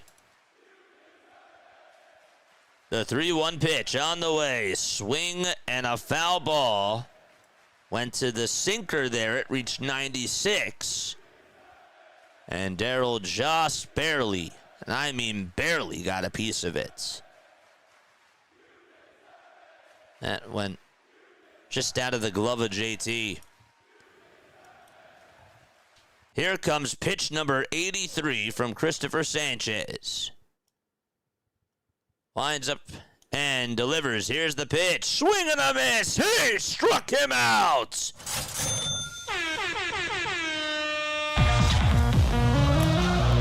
We go to the bottom of the 7th. Cristopher Sanchez and his changeup are lighting it up against the A's.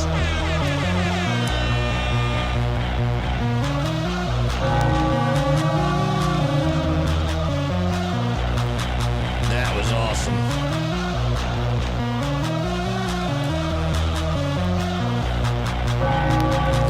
All right. It's time to go to the bottom of the 7th, which means it is time for Phillies trivia.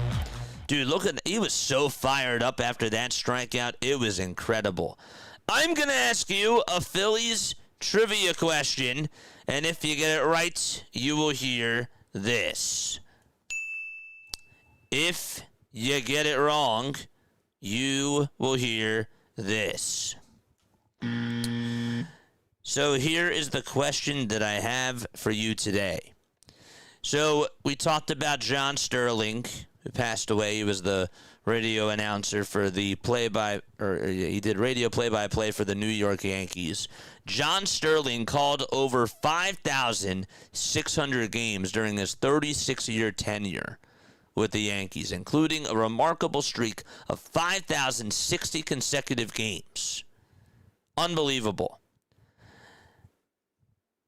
Roughly guessing, how many games do you think that Harry Kalas called during his 38-season tenure with the Philadelphia Phillies?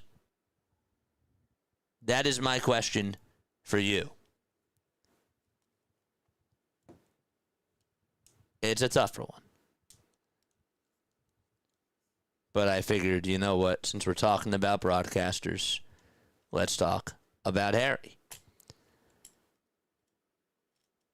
How many Phillies games did Harry Kalas do?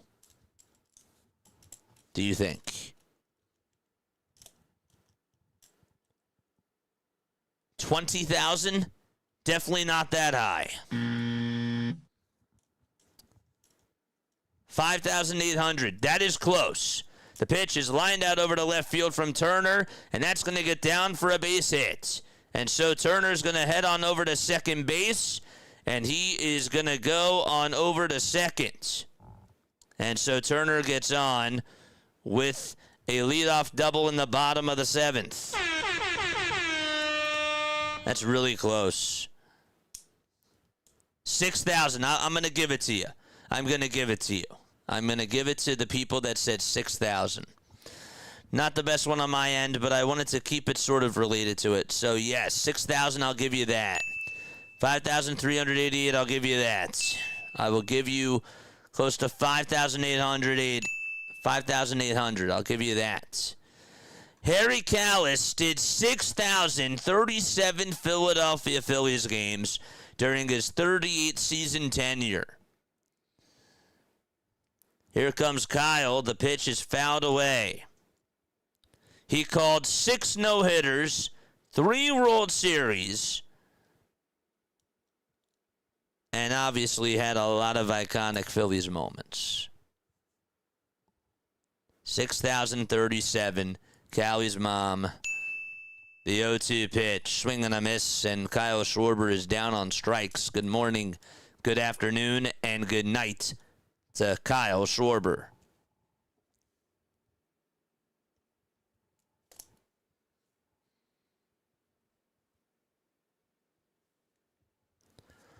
Went hacking after that one. It was in the dirt.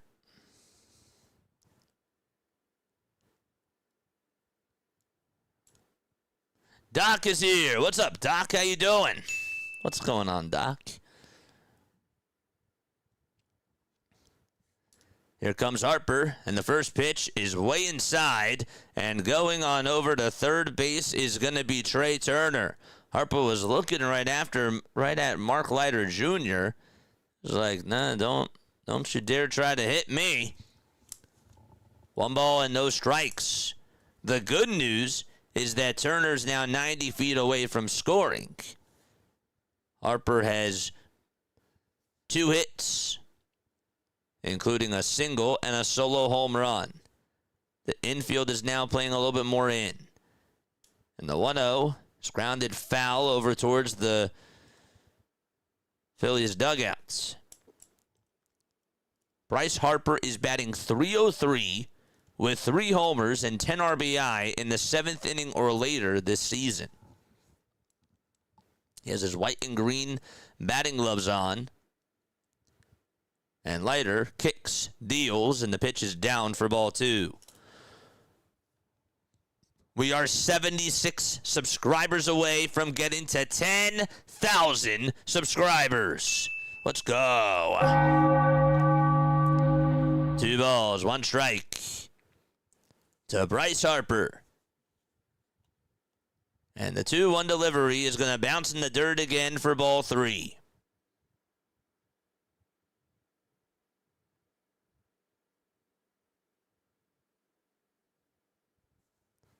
I like that.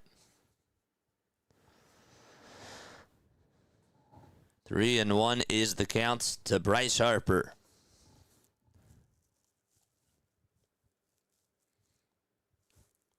Leiter Jr. gets set at the belt, and the 3-1 pitch to Harper, and it's fouled away towards the left side.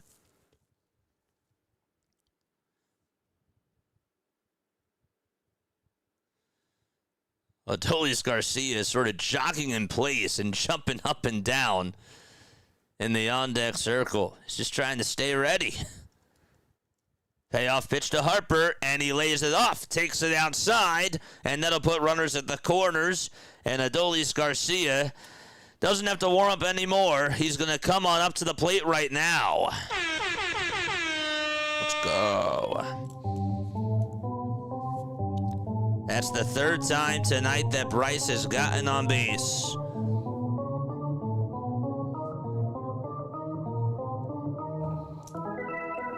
Charge! And Leiter Jr. going to have a conversation with Wins and Wilson.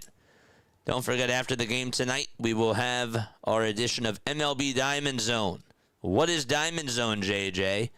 Well, not only do we do Phillies games on here, but we also love looking at other baseball games as well. And if you think about what NFL Red Zone is, that's essentially what Diamond Zone is. I can't show the games, but I do like a radio style of a call, and it's like a little whip around, which is really cool. And you'll enjoy it. Here comes Garcia, and he stares at strike 1, right down the middle. 0-1 is the count.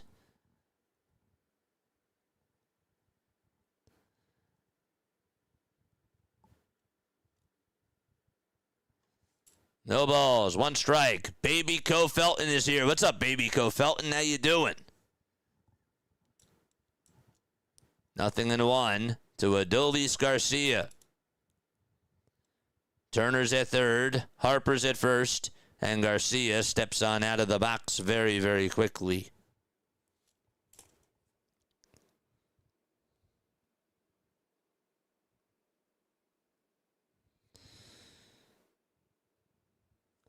The 0-1 pitch, swing and a miss. That was a nasty curveball that was thrown by Mark Leiter Jr. Mark is now 35 years old. Remember, he started off his career with the Philadelphia Phillies. 0-2 pitch, and this is grounded foul towards the left side. Was with the Phillies in 2017 and 2018 at the big league club, and then got sent over to Toronto. Then he was out of the league for 4 years, and he came back and he played with the Cubs in 2022. That was a really cool comeback story. He's been in the league since then. Toss back over to first. That is not in time. Played also with the Yankees.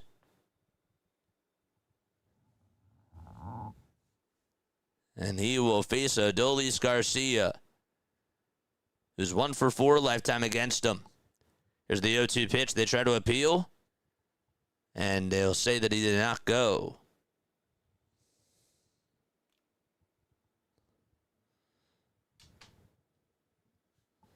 He held up. That's for sure. 1-0 Phillies. They got their only run on a solo shot from Bryce Harper back in the third. The 1-2 to Garcia. Fly ball hit out over to left center field. And the catch will be made by Geloff. Turner will tag up and cross home plate. And the Phillies have 2 runs on the board. The Philly fanatics standing up high-fiving fans.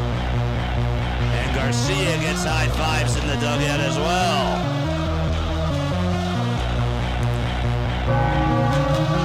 Harper does stay over at first.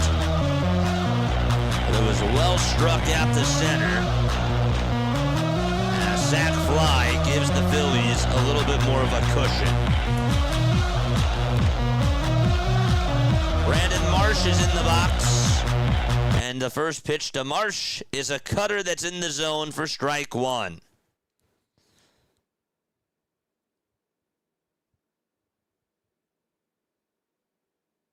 So Garcia now in his last 10 games against the A's has 7 RBI. The pitch. And it's now 1 ball and 1 strike to Brandon Marsh.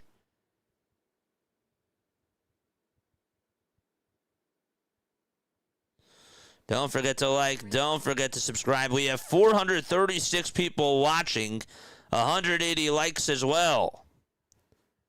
The toss back on over to first base to Harper. That is not in time.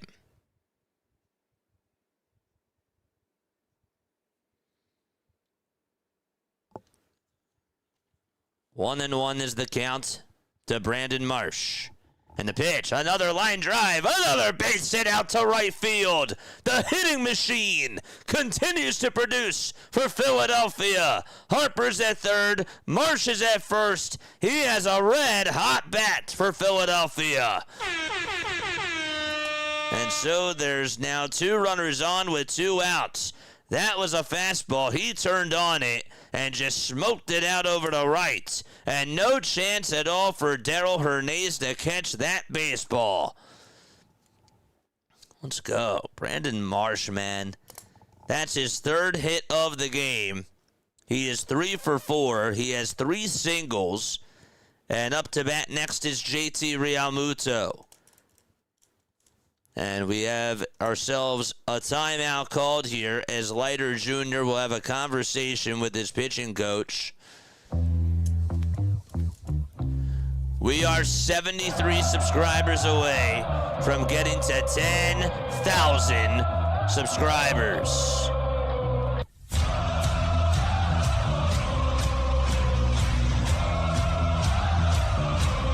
180, my friend. You have to refresh it.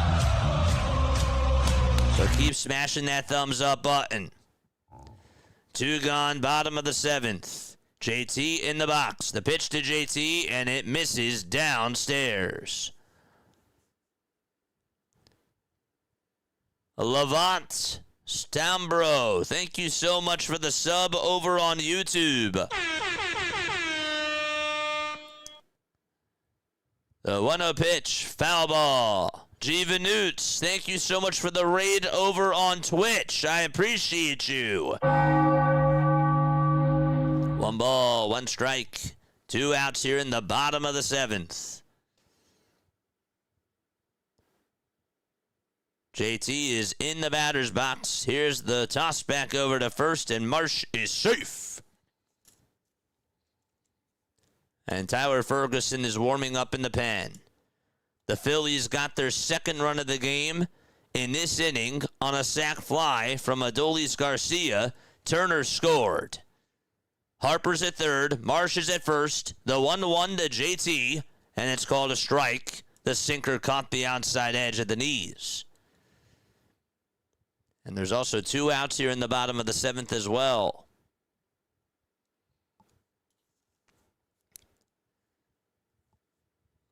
The 1-2 to JT. Fly ball hit out over towards left center field. And that is going to drop in for a base hit and go towards the Giant sign. Harper jogs on home. Brandon Marsh sprints on home. A 2-run double by JT Realmuto. And the Phillies are up 4-0 against the A's. It was a gapper. And JT reeled him on in.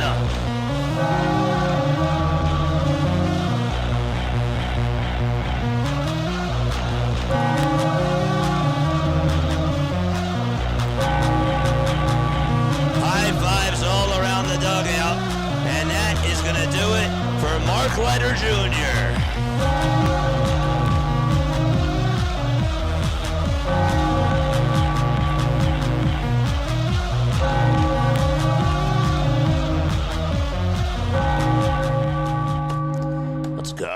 What a swing from JT. That pitch was right down Broadway, and he smoked that out into the alleyway and just was able to get on in 2 big runs, and the Phillies are up 4-0 as they look to try to get themselves another W in the Don Mattingly era. It's been good so far. It's been very, very good. Folks, if you are new to my channel, we are now 70 subscribers away from getting to 10,000 subscribers. My name is Jason Joseph. This is Play by Play with JJ. We go on for Phillies baseball. We do Sixers basketball, and we do Eagles football as well. We also do a lot of baseball content on this channel too. So if you're not even a Phillies fan, well, we do other games. We have a game tomorrow afternoon that we're doing. It'll be Rays versus Jays. I'm pretty sure that we're doing Rays versus Jays tomorrow afternoon. That game will be at 1:10. Let me double check that really quickly and go to my calendar. I want to make sure that I have it all correct. I am correct. Rays and Jays play at 2:10 tomorrow. I have it listed as a 2:10 game. It's actually at 1:10. What the heck? Why did it say 2:10? It's at 1:10 tomorrow afternoon. That's when we're going on for our next baseball game. We also have Diamond Zone as well. Diamond Zone is basically MLB Red Zone. And it's so much fun. We have a blast. Here we go. Here comes Stott to the plate, and he flies this one out to deep right field, and that ball is gone! Bryson Stott nearly hit a homer his last time up. That one was not coming back, and it was off of Ferguson. An exclamation point, and this crowd explodes!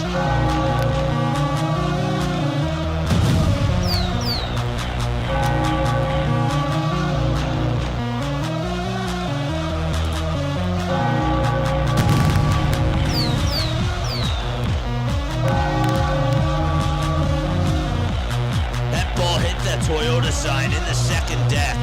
Brandon Marshall's pointing right at him. And this fan base is on fire right now. 3 homers in his last 5 games, and 8 runs batted on in as well for Bryson Stott. And it's Bohm who comes on up, and he stares at strike 1 against Ferguson. The 0-1 pitch, and that's low for a ball. The Philadelphia Phillies have put up 5 runs in this bottom of the 7th inning. Stott has just hit his 3rd homer of the season, and he has been on a tear. The 1-1 pitch, grounded over towards short, played on the hop by Wilson, and the throw to first is in plenty of time. We're going to go to the top of the 8th inning. The Phillies lead it 6-0. They get a lot of insurance on a sac fly by JT, a 2-run double, a sac fly by Adolis Garcia, a 2-run double by JT, and a 2-run blast by Bryson Stott. We're going to go to the 8th inning. It's a 6-0 Philadelphia lead. It's time for some shout-outs. All right, let us know down below where you guys are tuning on in from. And I will make sure that I give you a shout-out and make sure that I say hi to each and every one of you. Let's go. Let's go. Shout-out time. Where are we tapping on in from tonight? Let's go. Everybody's clocked in, absolutely. Let's go. Home fans definitely deserve it. I 100% back you up on that.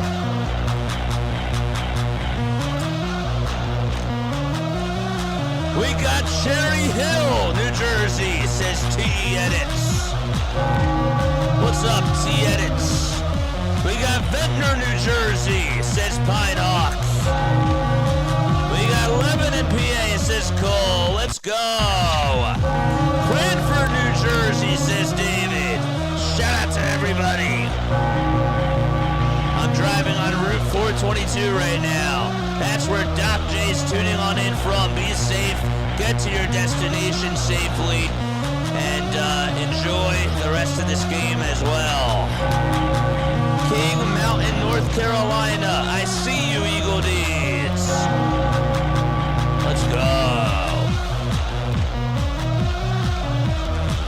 Tahiti Island, says Joseph. Hello, Joseph. How you doing, my friend? Let's go.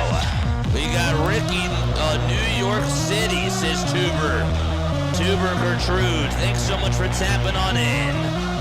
Go to the top of the 8th. Sanchez back out there, 83 pitches. And the first one to start off the 8th frame is going to be in there for a called strike. Phillies stand for 50 years. Philadelphia, love that. Ludlow, Massachusetts. Lake Wiley, South Carolina. Inwood, West Virginia. The Hot Corner, Denny, Connor. Thank you all so much for tuning on in. Mike from Lancaster, PA. Didn't forget about you, my friend. 1 ball, 1 strike. Sanchez versus Harris. Who will win this battle? The 1-1 is grounded over towards short. Turner picks it up. He has time. Throws it over to first. And the first out of the inning is recorded in the top of the 8th inning. All right, Tim Mesa is getting warmed up in the Phillies bullpen. And he will most likely pitch against a lefty. This is Jacob Wilson who's up to bat. I think they're going to save him for Kurtz. Pitch, and that's taken down and inside for a ball. We got Nevada in the chat. Kevin from PA. What's going on? Kevin, how you doing? Hot Corner also from Lake Wiley, South Carolina. I don't think I shouted you out. Shout out to you guys. The 1-0 pitch to Wilson. And that's called a strike. It was a changeup at 86 miles per hour. How we doing on those likes, chat? Drop a number down below. See that we got 384 people rocking with us. The 1-1 to Jacob Wilson. And there is strike 2. Sanchez went to the changeup there. Sanchez looking for another strikeout. He has 8 in the game. The 1-2 pitch from Sanchez. A one bouncer hit over towards the left side. It'll be a foul ball, though. It took a very high bounce, and it was tapped over towards the left. And the ball boy has to go get it for the A's, and he will bring it back over to the dugout.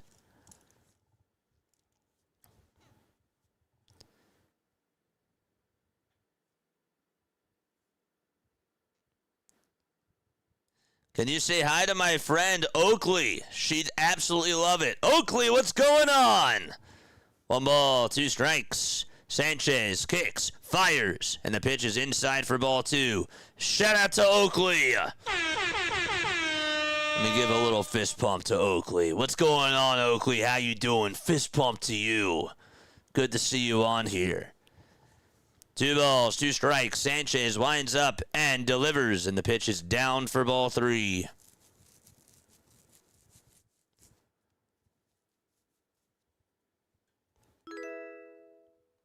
The count is 3-2. 5 seconds left on the pitch clock. The payoff pitch on the way. Swung on and missed. There's strikeout number 9.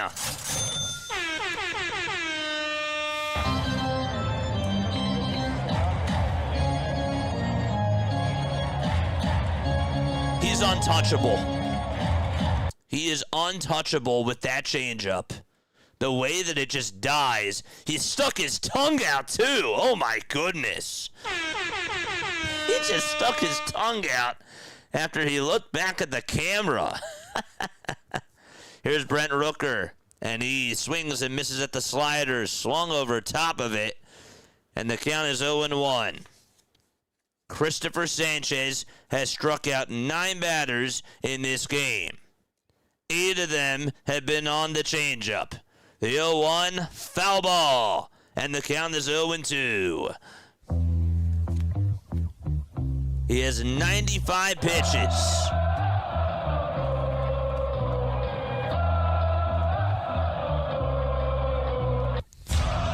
No balls, 2 strikes. Sanchez, the 0-2 on the way, outside and low for a ball.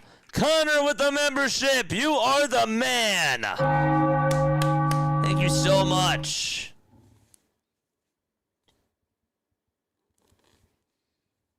Shout out to you. 1 ball, 2 strikes. The 1-2 pitch to Rooker. Swing and a miss. There's number 10. Double figures for Cristopher Sanchez.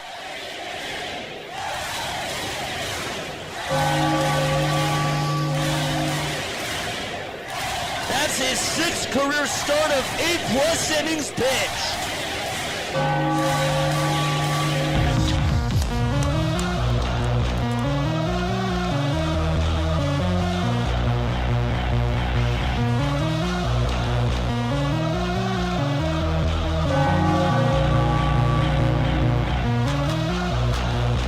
A guy who finished 2nd in the NL Cy Young last year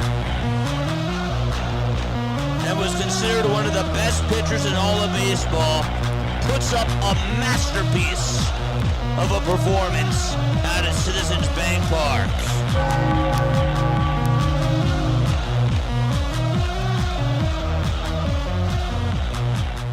TV Edits, thank you so much for becoming a member. Shout out to the new members. TV Edits, Connor. And then the 5 gifted subs from PJ. And also can't forget about Denbrew for the 18 months.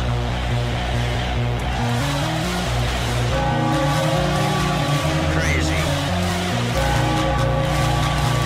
Everybody gets a bell tonight. Keep subbing it up. We are 69 subscribers away from getting to 10,000 subscribers. Let's go. And keep spamming that thumbs up button as well. Shout out to our new members. We got 207 likes. Keep it coming. We are dominant in this game. Yep, Cristopher Sanchez has been an ace, for sure. For sure. They were saving Tim. They were saving Tim for Nick Kurtz. So I assume that he is going to go out there, Tim Mesa, to pitch the 9th inning. Here comes Justin Crawford to the plate against Ferguson. And the first pitch was in there for a strike. The second pitch, he fouls it off. That's the best Phillies pitching performance of the season so far. Absolutely it is. The ball is 2 strikes. The 0-2 pitch on the way. Foul ball. Duran is warming up, and he is going to pitch the 9th inning.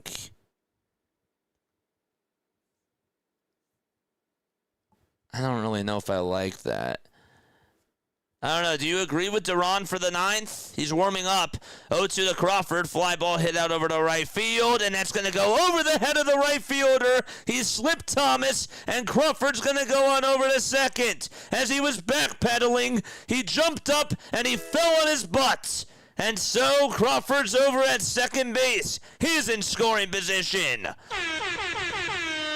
He got a bad read on that. He tried to back up and try to catch the ball, leap up in the air. He lost his balance. He fell on his tailbone and sort of rolled on over. It's ruled as a double, and Crawford's in scoring position. And it's Trey Turner up next. First pitch to Turner in the zone for strike 1. They ruled it as a double for Justin Crawford.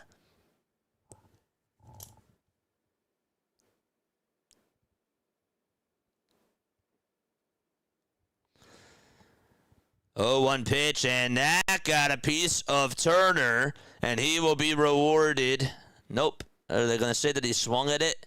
They said that he swung at it, and they ruled strike 2. Ball hit him. He lost the bat as well. He lost everything, and now has to spray the bat to try to get a better grip. Cristopher Sanchez was the last Phillies pitcher to throw a complete game. It was in July of last year against the Red Sox. He struck out 12, and he only gave up 1 run.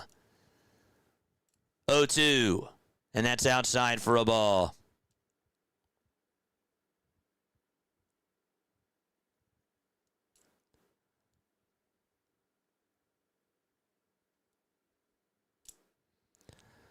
The 1-2 to Turner. Swinging a ground ball up the middle for a base hit. It goes out to center. Crawford can run home. And the Phillies have a 7-0 lead.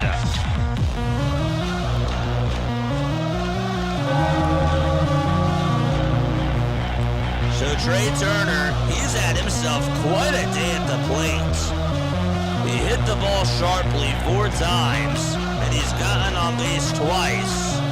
And Kyle Schwarber is going to be up next.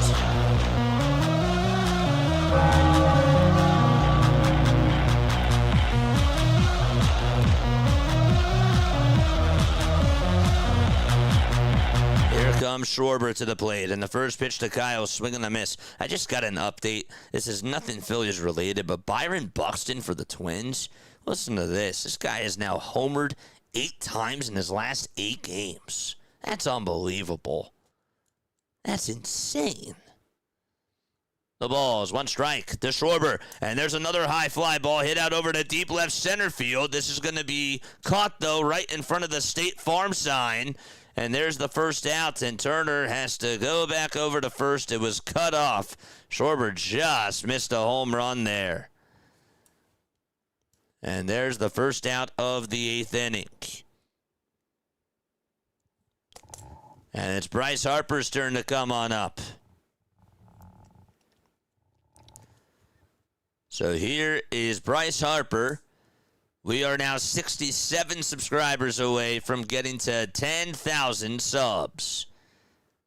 The pitch is in the dirt for a ball. 1 ball and no strikes.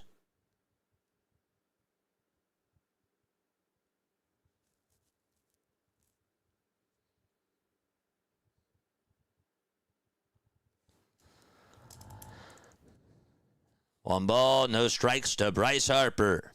And the 1-0 pitch outside for ball 2.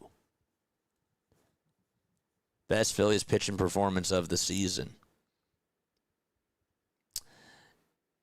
Yeah, it's up there.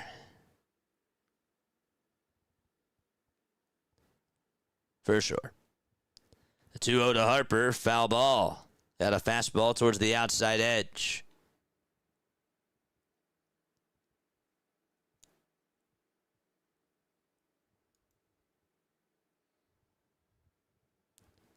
Ferguson on the bump for the A's. He has just not looked good. The 2-1 to Harper, and he lays off the cutter there. It's ball 3. Tyler Ferguson pitching in his first outing of the season, I should say. Excuse me. Last year, though, had a 4.66 ERA. And the pitch to Bryce Harper. It'll be a called strike. 3-2 is the count. Last year with the A's, he had a 4-2 record in 56 games. Went 58 innings and struck out 54.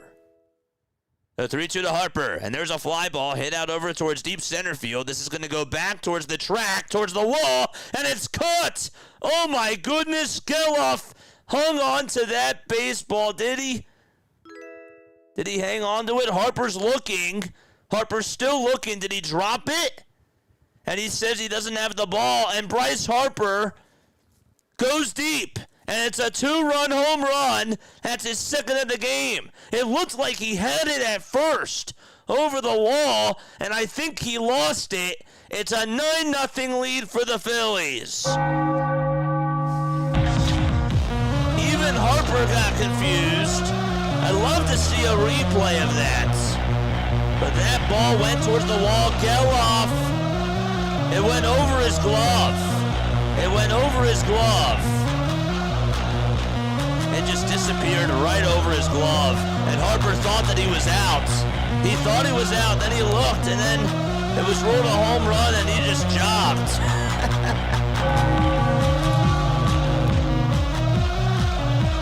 That would have been an incredible catch.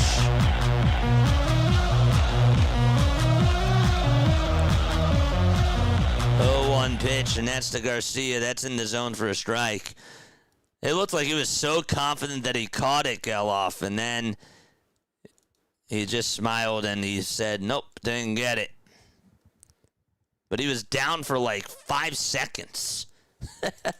The umpires were like looking at each other. They were like, I don't think he caught it. That's a home run. 1 ball, 2 strikes to Adolis Garcia. Bottom of the 8th, 1 out. And the pitch, foul ball. It did look like he caught it at first. I'm happy that you noticed that too. 1-2 to Garcia. The pitch, and that is called a strike 3. The sinker caught the outside edge for out number 2. That's insane.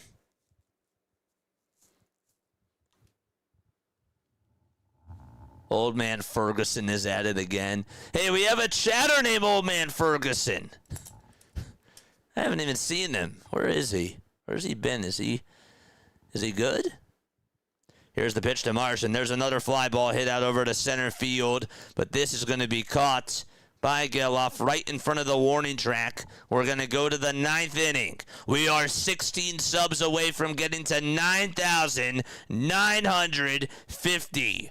And Duran is going to come on in. Let's go, chat. Let's go. Hit that thumbs up button. Time to subscribe to the channel as well. Let's go.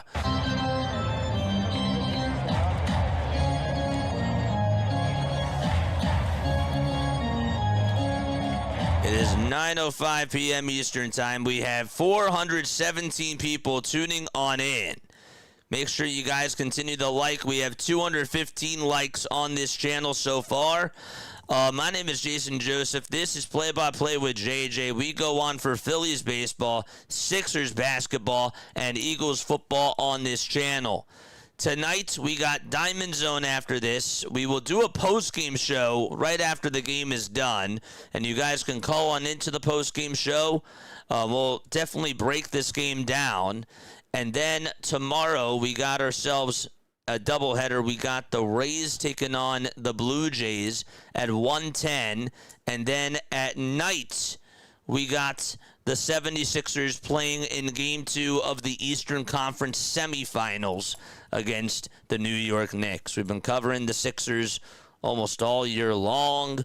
We did it when the Phillies were not playing, and so obviously we have to, what's right is right. We got to finish out doing those games for the regulars, for the postseason, definitely. Oh, man. Cristopher Sanchez was absolutely dominant tonight. Bring out the spiders. Bring out the spiders. Let's go.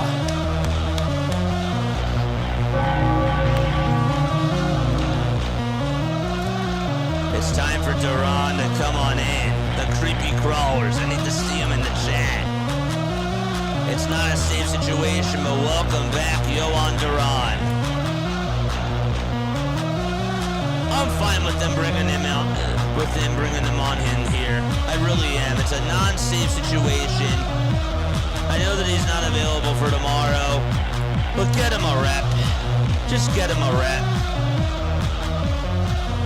What team am I watching here? This is the, I don't know. All right, it'll be Nick Kurtz who's up to bat first. Kurtz, Thomas, and Geloff.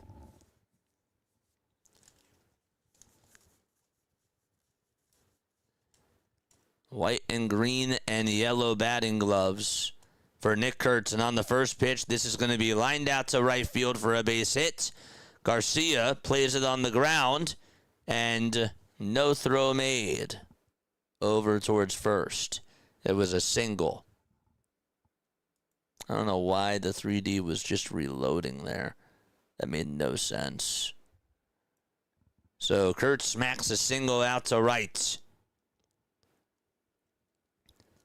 How about Ace Shuddy from Sanchi? Here comes Colby Thomas to the plate. And Duran fires, and the first pitch is at 97. This time around, a swing and a miss. Yohan Duran pitching for the Philadelphia Phillies, coming back from the injury that he was dealing with.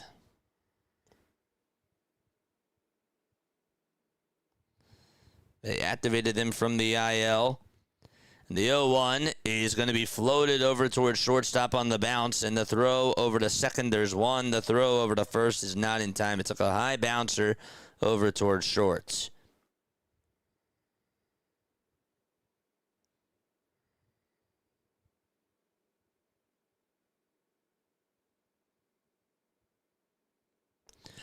It was a strained left oblique that he dealt with since April 11th.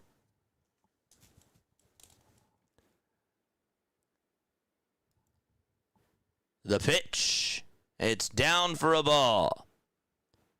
Duran this season, a 1.35 ERA, 8 strikeouts, and 5 saves as well. This is not a save situation. He's 5 for 5 in save opportunities, though. Here's the 1-0 pitch, and that misses inside for ball 2. It's a little bit shaky here.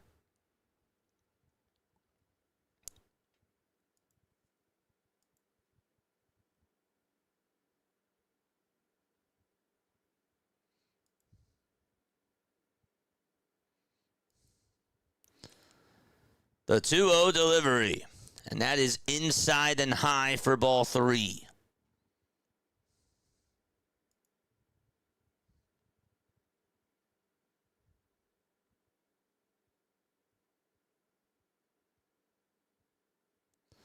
So 3 balls and no strikes to Zach Geloff.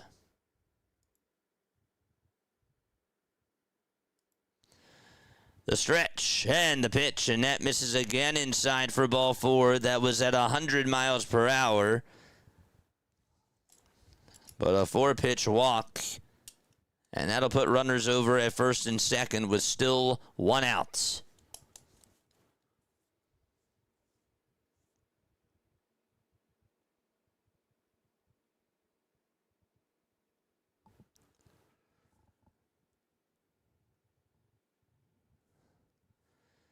Up next is Tyler Soderstrom. And Soderstrom takes a pitch that misses downstairs badly for ball 1. Tyler grounded out to second in the second, struck out swinging in the 5th, and struck out again in the 7th. The 1-0 pitch, and that's down again for ball 2. Surprised that they're not going to take a timeout here.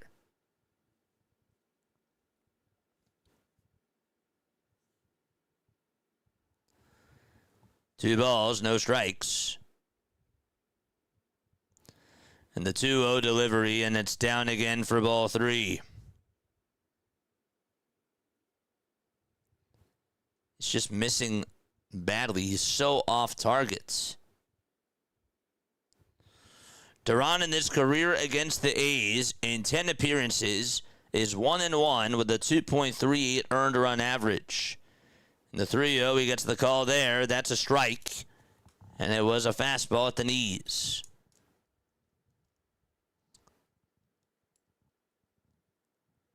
Three and 1 is the count to Tyler Soderstrom.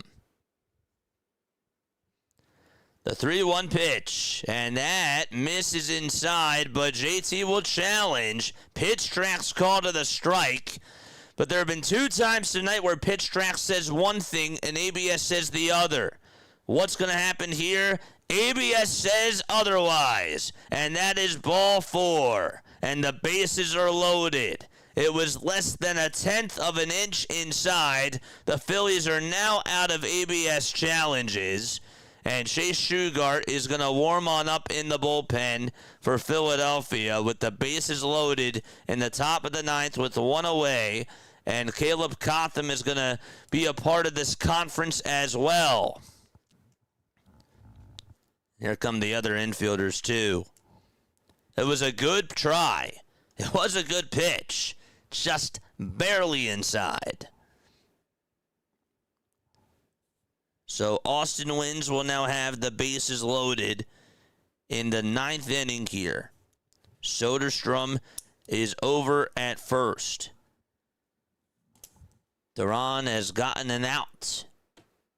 Just 1 out. Soderstrom's at first, Geloff's at second, and Thomas is over at third. 14 more subs, so we get to 9,950. Let's go. Thank you so much, Southern Outdoors. I appreciate you for doing that. That means so much. Here's the pitch, and that's down for a ball. Uh-oh. I miss having an absolute betting lock when Taiwan started. Sanchez pitched 8 shutout innings. And the 1-0 is down for ball 2 again. After the game, we will have a post-game show. Another timeout taken, and Malachi Moore steps out in front of home plate.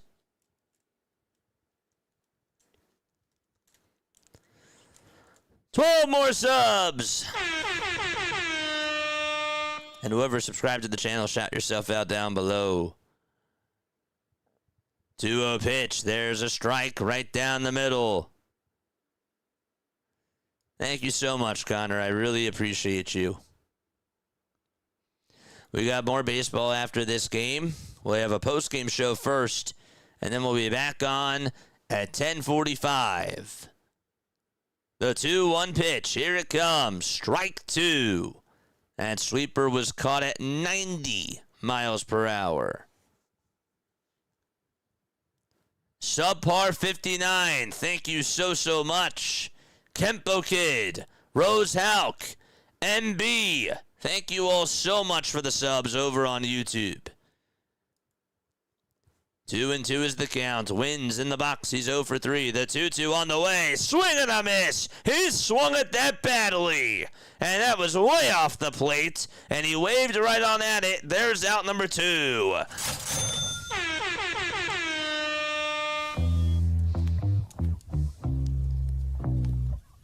Phillies are looking for a shutout here against the A's.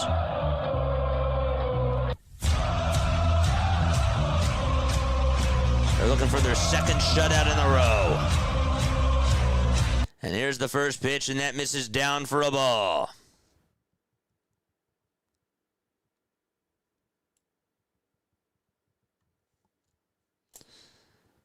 Thanks so much. We love Philly sports, but I have respect for the other sports as well, the other teams. But I'm a big Philly fan. 1-0 pitch, and there's a called strike.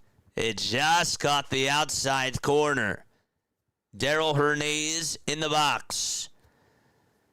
No more challenges left for either team. The 1-1 pitch to Darell, and that is down and away for ball 2.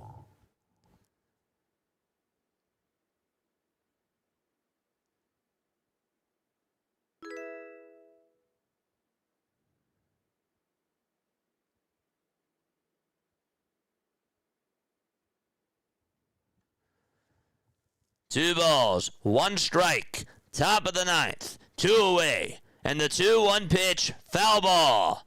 And just like that, the A's are down to their final strike. And here come the Philly faithful standing up and clapping along. Duran trying to get out of the inning. 2 balls, 2 strikes. The 2-2 pitch, here it comes. It's outside for ball 3. That was the same pitch that Austin Wynns waved at. And Hernandez says, "You're not going to get me that time." 3 balls and 2 strikes. Duran gets set below the Phillies letters. And he kicks, he fires, and the pitch is up high for ball 4. That's going to walk in a run. And there goes the shutout. Thomas scores. And that still leaves the bases loaded. It's a 9-1 game. Phillies are up by 8 as the A's are now on the board.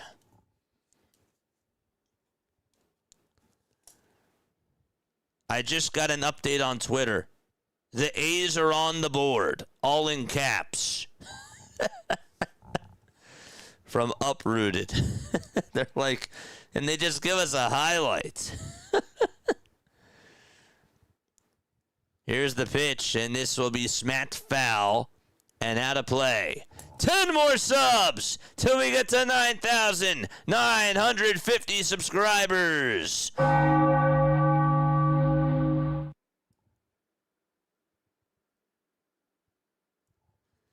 No balls, 1 strike.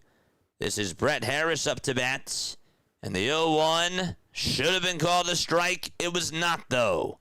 It's called 1 ball and 1 strike. I've subscribed. Who was that? Who said that they subscribed? So far, thank you for the subscription. The 1-1 pitch. There's strike 2.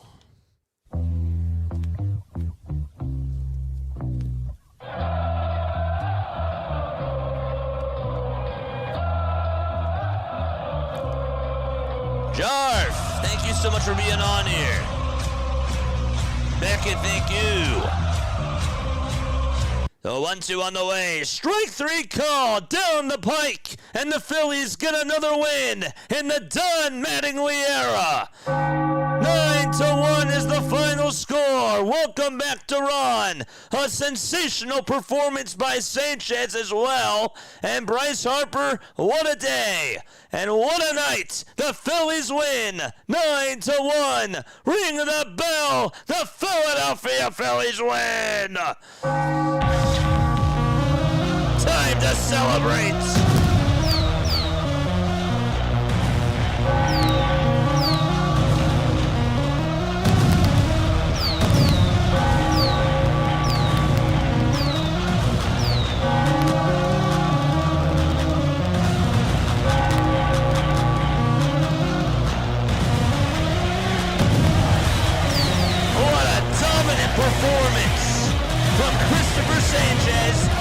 the Philadelphia Phillies.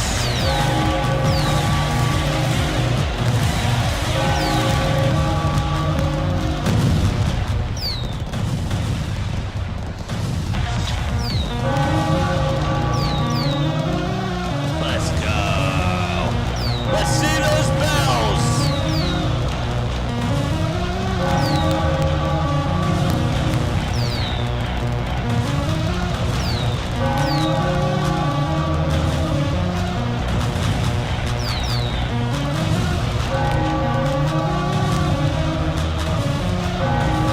That's awesome.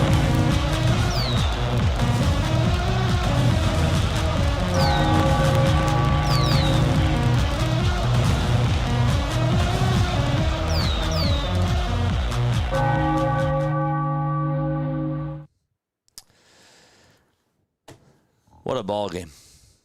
Really good performance tonight from the Philadelphia Phillies. We got a post-game show. Okay, we will be taking phone calls. What I like to do is I like to do a little wrap-up first, and then I like to, of course, do just wait for 3 minutes, and then we come back on here, and then we do our post-game show, and then we do phone calls. I love it when you guys calling into the show. It's a beautiful, beautiful thing, and we have a lot of positives to talk about tonight. But where do we start?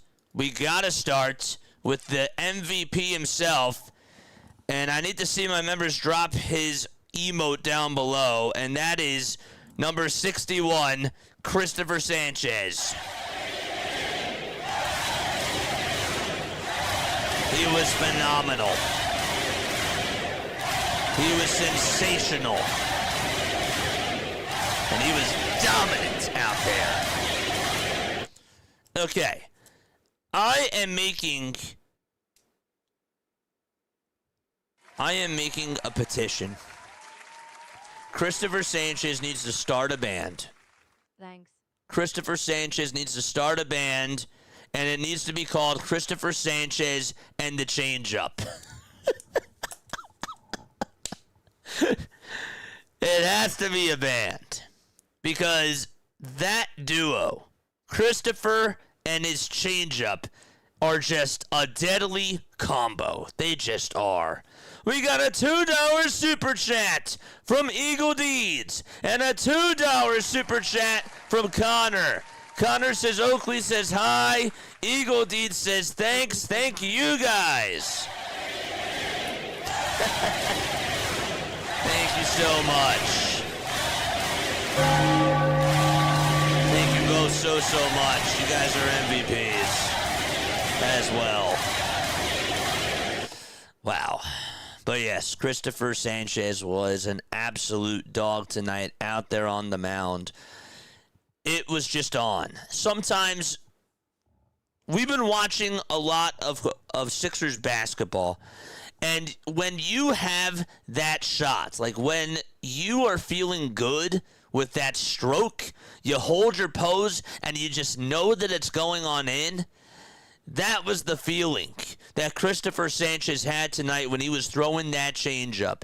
That thing was, every time it was released out of his hands, he just knew, he just let it fly, and it was just going to be a strike. A swing and a miss. Batters are thinking that, well, it's going to go a little bit lower, and they're guessing, where is this pitch going to land?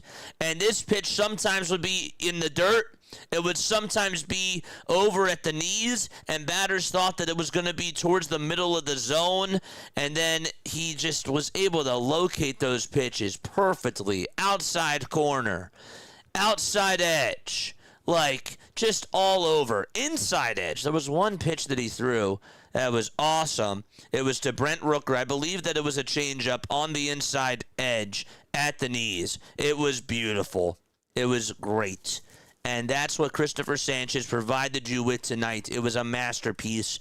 And I am so proud of Cristopher Sanchez because he has had a shaky season. He has. I'm saying shaky to his standards. Last year, he was up for Cy Young. And this year, it hasn't been replicated. But he looked great out there on the mound tonight. So Take it however you will with a grain of salt, or take it as a positive. I'm taking it as a positive tonight. The bats woke up, and it didn't start off that way. The bats were definitely leaving us scratching our heads at times. JT Realmuto flied out to right with the bases loaded. In the first inning, Severino was getting let off the hook. Stott doubled, and then you had Bohm walk in that second inning, and Crawford got them over to third, but then Turner struck out, and so did Kyle Schwarber. So you were leaving Severino off the hook, but, and this is the biggest but, you worked up his pitch counts. His sweeper was so off today. You recognize that as a weakness. His sweeper was so out of the zone. He tried to get it towards the outside edges, and it would just be a foot off the plate. That pitch was just not working for him for whatever reason tonight. And it just wasn't his night, and he had to rely on other pitches. He did. And it was a tough night for Severino, but the Phillies took advantage of bad pitching. They made them go to their bullpen early, and they did. And that's how they won this game, and they did it in dominant fashion. All right, I am going to take a 3-minute timeout myself. Okay, I'm going to take a 3-minute timeout, but we will be back, and we will be talking more about this game. We'll be breaking it all down.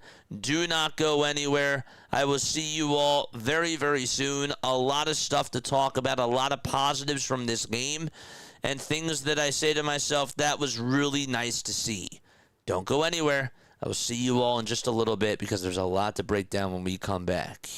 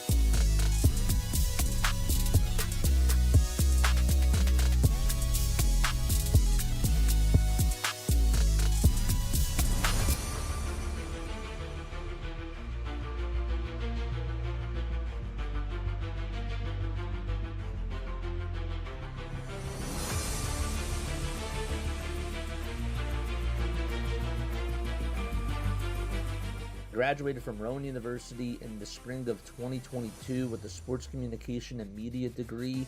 I got to actually call minor league baseball and G League basketball games while I was in school. And then I graduated, and as soon as I graduated, I went to NFL Films in Mount Laurel, New Jersey. And as much as I loved that experience, I missed putting on the headsets. I decided, you know what, talk is cheap. I have a laptop that's in my house, and so 21 months later, here we are, still on YouTube, calling games and building an incredible, loving community on here with the people that I call my Philly freaks with a capital P and a capital H. We go live for every single Phillies, Sixers, and Eagles game, and we do it like old school radio play-by-play style. I'm Jason Joseph, and this is Play-by-Play with JJ. I showed a swung on, barreled out to right field. Bye-bye baseball. That baby is long gone. Baseball is a very interesting sport, chat. Baseball is a very interesting sport. When things are going so bad, it gets so ugly because you're like, man, I don't know if I want to watch this team because they're playing such horrendous baseball. And then when they start winning, everything's great. And it is. Everything has been going very, very well for the Philadelphia Phillies in this new era. They closed the chapter on Rob Thompson, and ever since then, the Don Mattingly era has been beautiful. It has been phenomenal. And I must say tonight, what I loved the most about this game is that they were just so loose. They were loose, but they looked like at the plate that they had a strategy in mind. And the strategy was to make Severino throw more pitches and get him off balance and make him pay for the bad sweepers that he was throwing. And they looked like that they were having fun. It looked like that they were showing some brotherly love with each other. And they just looked like that they were grooving. They were rocking. And that is what made this game really special. There have been a lot of different vibes in this city. You got the Flyers advancing to the second round, and then they lose a heartbreaker last night in Game 2. You got the Sixers, who come back from a 3-1 deficit against the Boston Celtics, who they haven't beaten since the 80s. And then they pull off this 3-1 deficit, and they come back and win that for the first time in their franchise history. So they're in the second round. And then you got the Philadelphia Phillies, who a week ago, if we were to just go back in time and just go through a time machine, the vibes were not this. Everybody's like, fire Kevin Long, fire Rob Thompson. I don't want to see Bryce Harper. Trade him. The vibes were so different. And it's so amazing to me how in 1 week things can change. In one game things can change.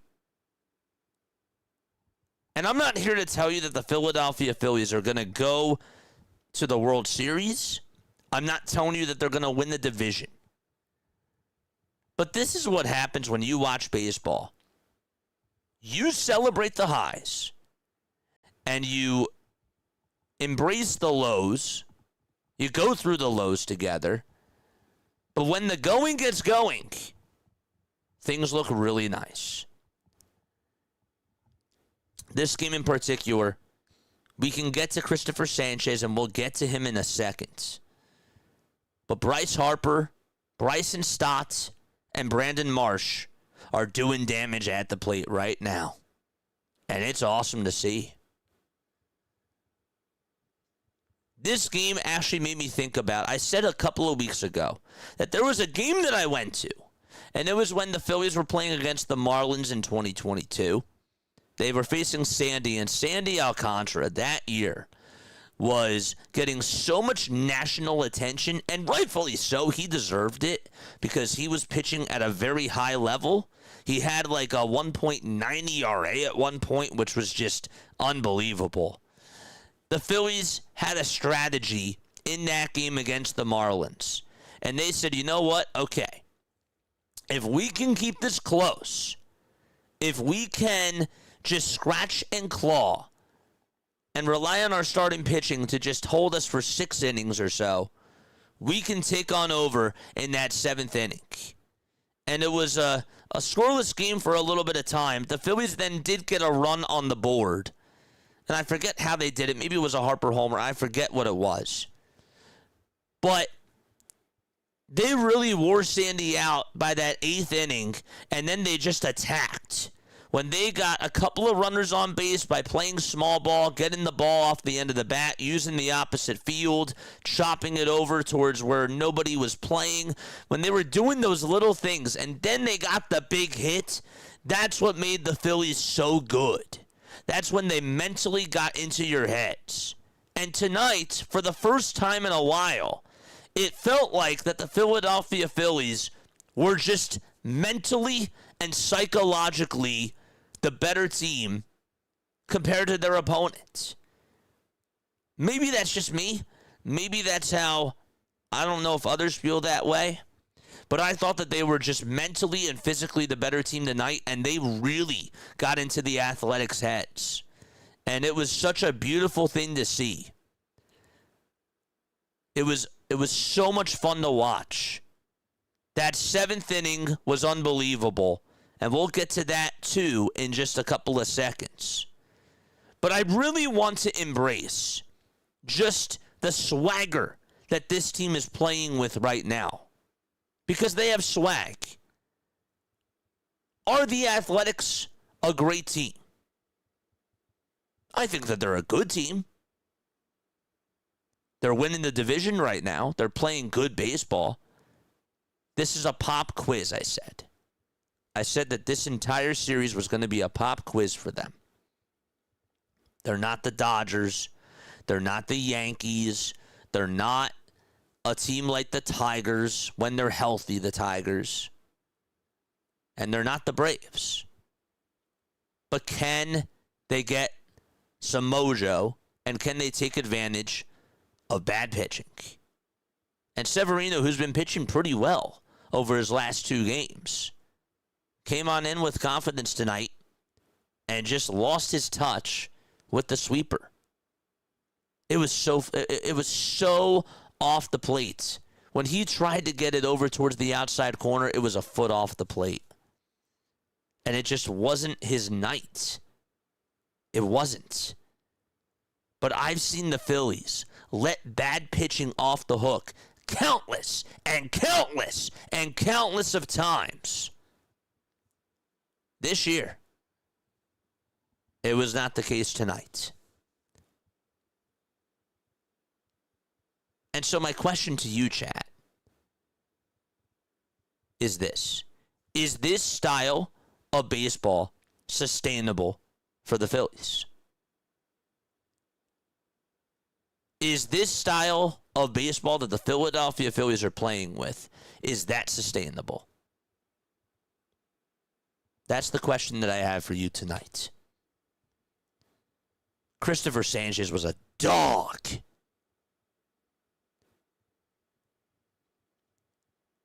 The A's are shaking in their boots when they see this guy coming up to the mound and just throwing that deadly changeup.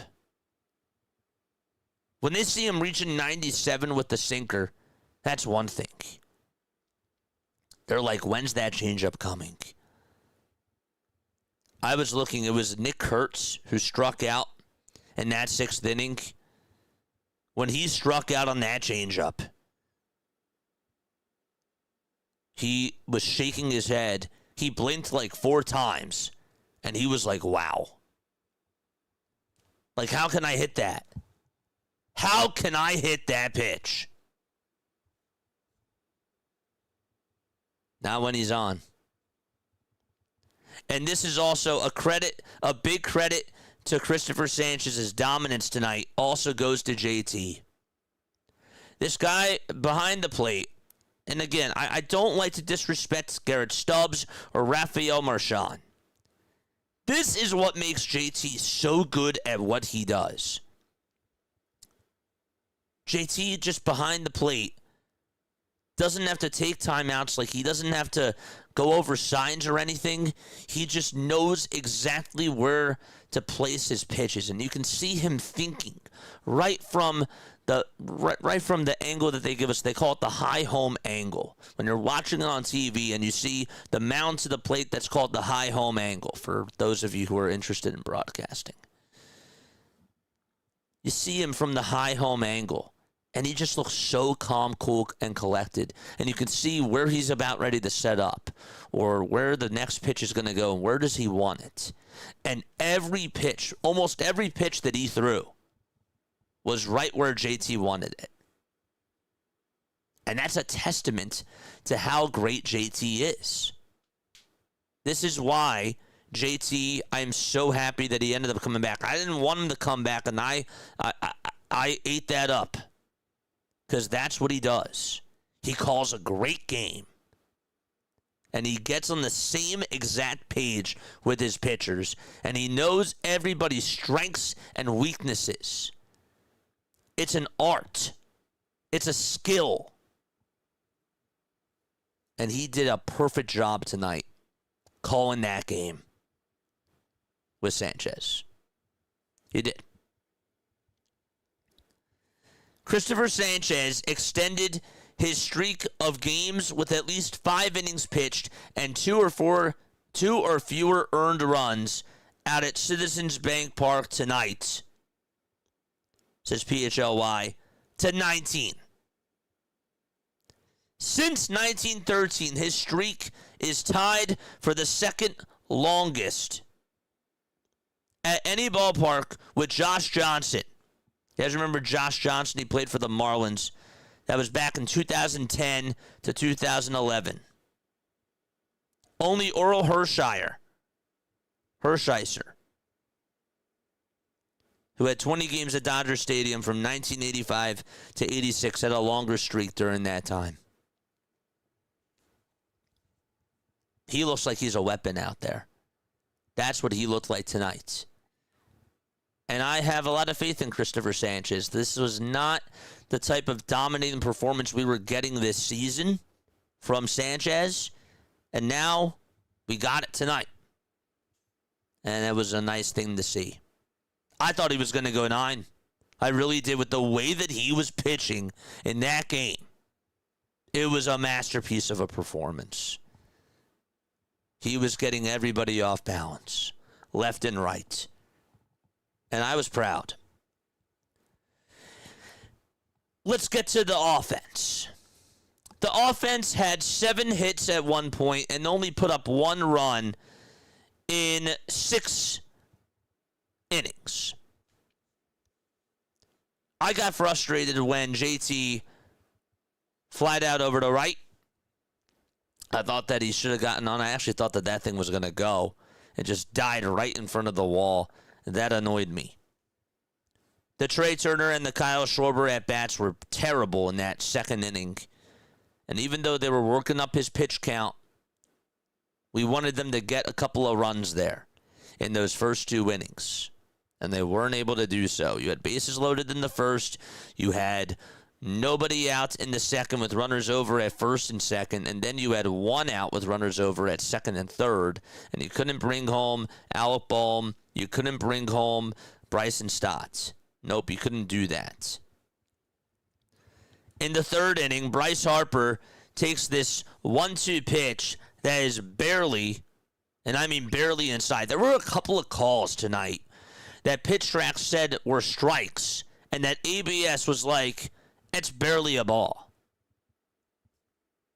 There were 3 of those calls, if I remember correctly. And that was one of them. And Severino left a hanging sweeper out over the middle of the plate. And Harper was patient, really patient on that pitch. And he just nuked that thing out to right center. And it was a goner.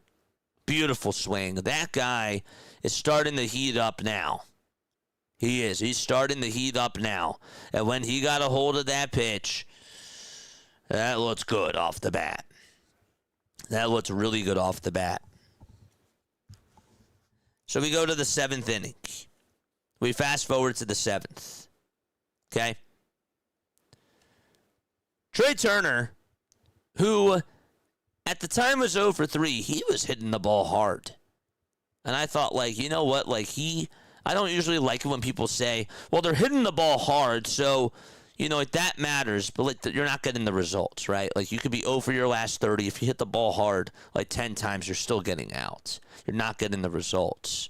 Yes, you're getting better, but, like, you can have 10 soft hits. You could be, like, 10 for your last 15, and then the exit velo on your swings is at, like, 70 miles per hour. I don't care what it is. Are you getting on base? I did see, though, that there was a little bit more confidence with Trey when he was lining out over the left and to right, and that started to make me feel better. But then in the 7th inning, he gets a pitch down the middle, and he hits it out over towards the gap and gets on with a double. Kyle strikes out, and then Harper puts up another really good at-bat, and Turner's over at third on the wild pitch, and he walks. Look at this. You pass the baton on to the next guy. That's what they did in this inning. Because Adolis Garcia comes up, and he hit it hard out over to center, and Turner scores on the sac fly. Next man up, Brandon Marsh, the best hitter on the team right now. Lines a single out over to right field, slaps it right towards that 4-3 hole. Next man up. JT comes up, 2 strikes on hit, and then gets a fastball again down the middle, swings for it, hits it over towards the left center field gap. Next man up as they get another 2 runs. And then you see the Bryson Stott swing, dude. He is looking pretty confident out there now, too. Stott is seeing the ball very, very well. Almost had 2 homers tonight.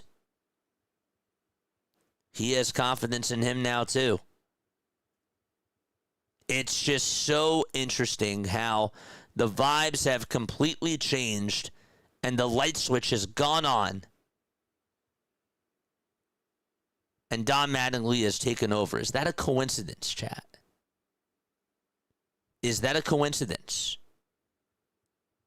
Do you think it was more so about getting rid of Rob, or was it or was it promoting Don Mattingly to the head coach or to the manager position, or is it a combination of both,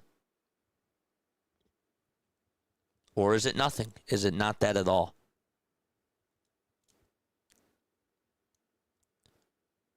They're fun. They're fun to watch right now. They're a good group. You're starting to sort of like the way that they're playing, right? They're getting easier to like again. Now again, this is not the Braves. This is not the Cubs. This is not the Dodgers. Okay? But you got to start somewhere. And we saw this team losing games that they should have won to the Colorado Rockies. Games that they should have won against other teams like the Diamondbacks. The Giants. They got swept by the Giants. They had a bad 4-3 loss to the Diamondbacks, too, if you guys remember that. Yeah, I don't want to relive those moments.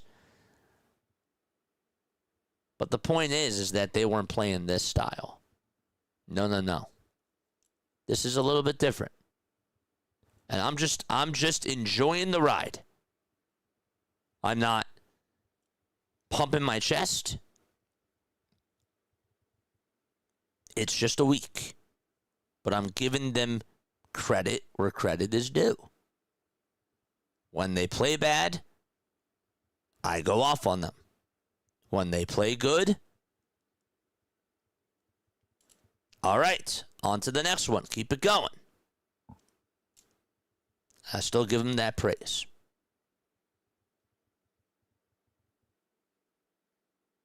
So the question again is this type of baseball sustainable? 610-314-0844.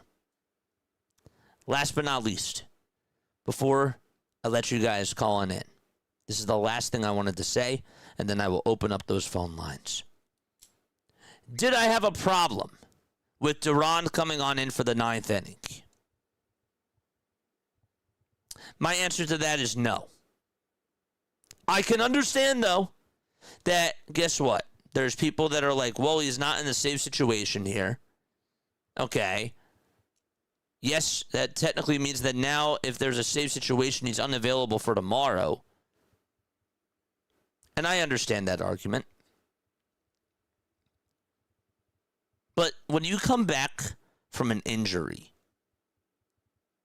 if you come back into a stressful situation, and I know that you're getting paid the big bucks to do it, don't you think that, like, when you bring somebody back, you know, you want to see how they look and give them a little bit of extra confidence just to give them a non-stressful situation to see how they do?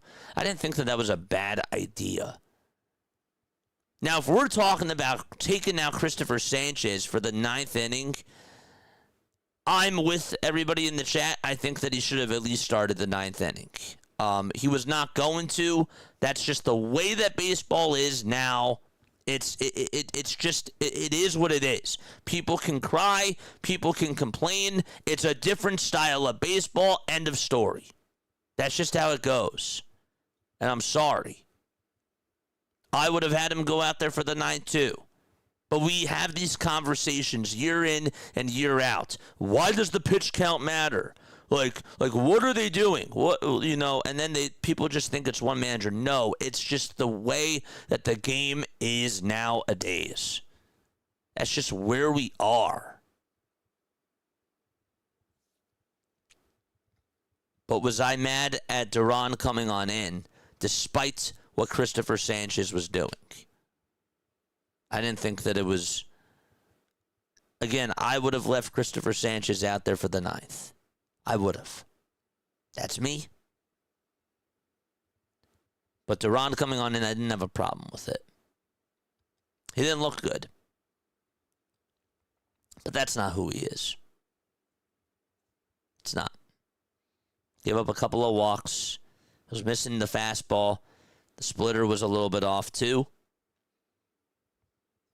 But I'm not worried for the long term. That guy is the closer of this team. He's the closer of this team. 610-314-0844. What are your thoughts on this game? Is this sustainable? Is this sustainable? All right.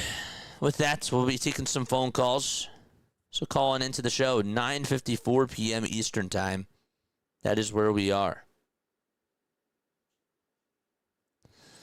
What did I want to say? Dubs going up on a Tuesday, the Phillies tweeted out. Dude, I got nervous when Bryce Harper hit his second home run. It looked like that was caught. It looked like that was caught.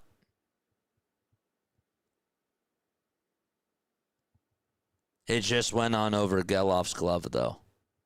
And even Harper thought that it was caught. Crazy. Unbelievable. Cristopher Sanchez tonight, 97 pitches, 69 strikes. He had 22 swings and misses, chat. In 8 innings. No runs, 10 strikeouts, 1 walk. Let me say that again. On his 69 strikes that he threw, 22 swings and misses. That's the type of dominance that he was throwing out there on the bump tonight. He was wheeling and dealing. And that number right there is what I love to see, because just from the eye test, You were blinded by that pitch. You were blinded by that changeup. I wanted to see him throw the slider a little bit more tonight, but he figured it out with that changeup. Happy he didn't listen to me there. We'll take our first phone call from Allentown, PA. 610 from Allentown, PA. My question to you is, first of all, how did you like this game tonight? And second of all, is this sustainable for the Philadelphia Phillies?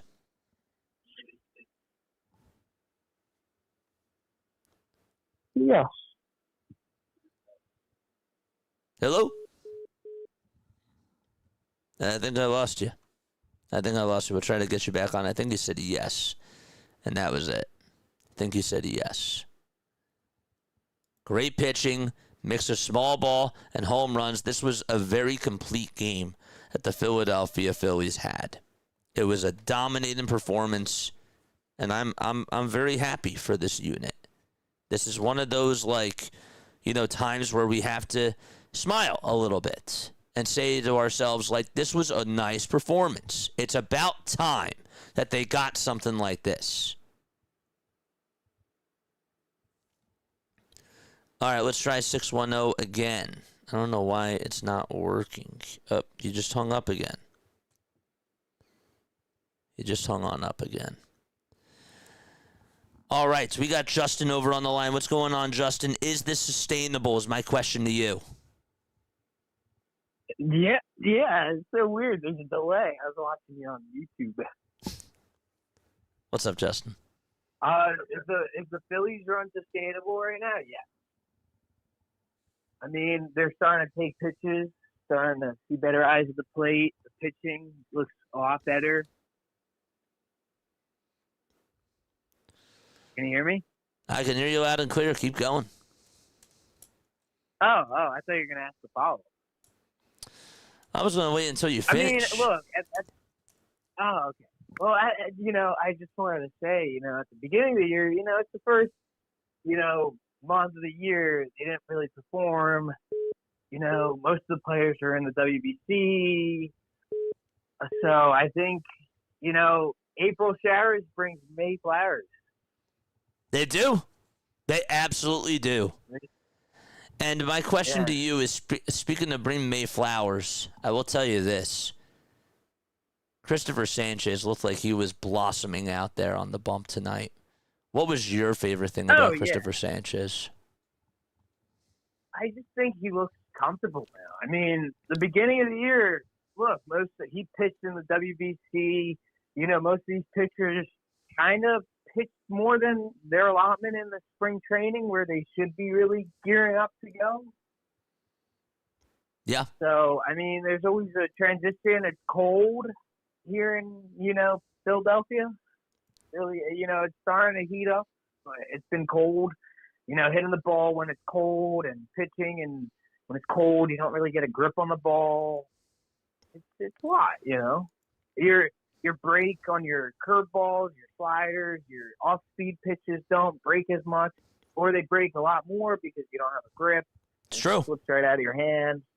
Yeah, there's a lot of things that come into play. It's so true. Justin, always great to hear from you. Thank you so much for the call. Call back.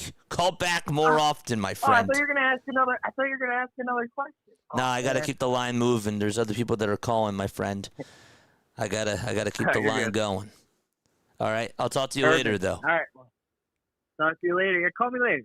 All right. Bye. Shout out to Justin, man. Justin with a great phone call there. We had a couple people more that were calling, so, again, you guys can call on back. Let me tell you this, though, just to sort of, wrap up, just to add on to his point, pitching in different weather, it really does matter. I mean, Justin talked about it, it really does. Pitching in the cold, it's not comfortable to pitch in the cold, and I'm not trying to make excuses, but when the weather's like this, I mean, Cristopher Sanchez was really thriving out there. He really was. I loved in that 7th inning, after he gives up the singles to Thomas and Geloff, and those weren't really bad pitches, by the way. They really weren't. But when he struck out Darryl Hernandez, okay, he falls behind in the count. And then he puts that changeup on the inside corner at the knees, and that guy was all fired up as soon as he struck him out. And it was just such a beauty to be able to see that. And that emotion was so much fun just to be able to see. All right, 610. We got you back on the line. Can you hear me, 610? Yeah, I can hear you. Perfect. What were your thoughts about tonight's game? And do you think that this is sustainable? I think they played pretty good, you know. I've seen them play better, but this was like really good baseball. You know, Rob Thompson brought them to the playoffs, you know, back-to-back times, made them division champs. But, you know, everyone loses their spark eventually. But I feel like this new era is definitely going to help them a lot. You know, bring them up in the standings, you know, make them win more games. What stands out to you about Don Mattingly compared to Rob Thompson is my question to you. Well, I mean, Rob Thompson was a good coach. You know, I feel like general manager. I feel like he did good on the Phillies, but, you know, everyone needs to change like once in a while, you know? Yeah, no, I definitely agree. I feel like that, you know, getting a change of scenery is something that the Phillies needed. And clearly, like they are playing better baseball. And look, it doesn't matter like who the opponent is. Like they can only control who they play out in front of them. But we've been asking for this, and we've seen this team just lay down and die, even with Rob Thompson at the head of the helm. And they're not doing that right now. Like they're scratching, they're clawing, they're fighting, and they're doing the little things correctly. And they look like that they're having fun out there. Yeah, I agree with that. And, you know, I'm really excited for the rest of the season. You know, I'm really excited what they can do with the rest of the series against the Athletics and, you know, upcoming Rockies and Red Sox and all that. I agree. 610, thanks so much for calling on in. Great takes, man. Call back anytime. All right. Take it easy. Go Phils. Go Phils, baby. Nice call there. Yeah, he's right. I mean, there is a different swagger to them. And I don't look like there were things that I didn't like about Rob, but I also have to embrace this. Like when they were under Joe Girardi, they needed a new message. They needed a new sense of urgency. They needed a new guy at the head of the helm, and Rob was doing that when he first got there. And he was pushing good buttons. He was. When Zach Eflin came out to close the final inning of the ninth inning, like he was pressing good buttons. And then his decision making just became not so good after that. You know? But it was a little bit different. And I feel like that the Philadelphia Phillies needed to get a different message out there. And Don has been doing a really good job so far at delivering that. Whatever is happening, it's working. All right, we got another Allentown call right here. Wait, can you hear me? 1, 2, 3. I hear you. What's up? What's going on, my friend? How you doing? I'm doing great, JJ. How are you? Man, I'm happy about this baseball team. It's about time that they finally started to actually put it all together, and they're grooving now. They're grooving. They definitely are. They're playing better baseball. They are. What was one thing that you saw today that you said, I don't know if this necessarily happens under the Rob Thompson manager regime, if you will, from 2026? What was something that was like, wow, like that was really cool? I feel like you're in my brain right now. This is the this is the first thing I was going to bring up. I don't know. I can't remember once during Rob Thompson's tenure as the manager that there was a hit and run. Yeah. Can you remember an instance? Great point. They never did that. And it doesn't work all the time, but especially we have some guys like Marsh, some contact hitters that put the ball in play, especially with 2 outs. Like I watch the Brewers do it all the time, and it seems to always work for them. And it's just a small ball technique. It's not always like my mom always yells when they strike out, why aren't they bunting? You can't bunt every at bat. I wouldn't tell my mom that. I don't want to tell her to stop. But I saw 2 hit and runs today, and I loved it. It was great. Yeah. And I just like that they're trying small ball more often. No, that's a beautiful answer. I also noticed, too, it's not even just the way that they're like attacking the hit and runs, but I've also noticed too on the bases, they've been making better decisions. There was one play that I saw like where Alec Boehm, it was, I forget who it was. Somebody hit a fly ball out over towards right center. I think it was Trey Turner.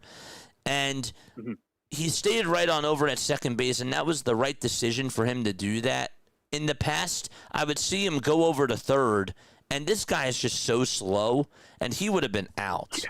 You know, like I feel like that they've been making better decisions on the bases, and they've been more wise with their decision making, and that obviously a big part of that has to do with Don, but they've been playing a much cleaner style of baseball that we just haven't seen in a while, and running the bases and the hit and runs are certainly a part of that. And they're also getting into the pitcher's head from doing those little things.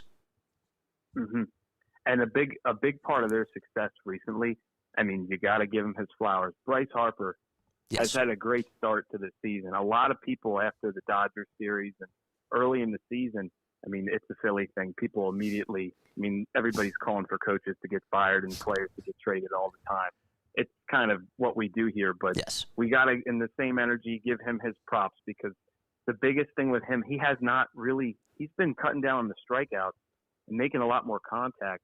And just even tonight, saw some incredible poise in some at-bats with him at the plate where he's taking his walks and he's looking for good pitches to hit. And he hits 2 home runs tonight, gets a single, and he walks. I mean, great night for him. And usually when he hits a home run, the Phillies win the game. So he's the engine. He's getting everybody going. I love to see it. Absolutely. All right. Well, 610, I appreciate you so much for calling on in. Call back anytime. Great takes. You got it, JJ. Take care. All right. You too. He's so right, man. He is so right. Drop the fires in the chat for all the callers tonight. Really. We got 3 awesome calls. This is what I want to say, just to go back to the whole hit and run stuff. They were not doing that under Rob. This team looked very static on the bases, and they just looked very confused out there, and there were no adjustments. They didn't try to attack doing a hit and run once, and the bunting was never clean. Bunting is such a strategy. It's such an art. And with the way that they're trying to attack the whole small ball approach right now, clearly the light switch is on. They are putting it together. And that makes me very happy. Because when I watch other teams do hit and runs, when I watch other teams steal bags and get into their opponent's head, it just makes me think to myself, like, why can't this team do it? Like, that's the missing factor of this team. It's been the missing factor for a long time. It's a strategy. How can you get into the manager's head? How can you get into your opponent's head and make them play a different style of baseball? That's where strategy comes on in.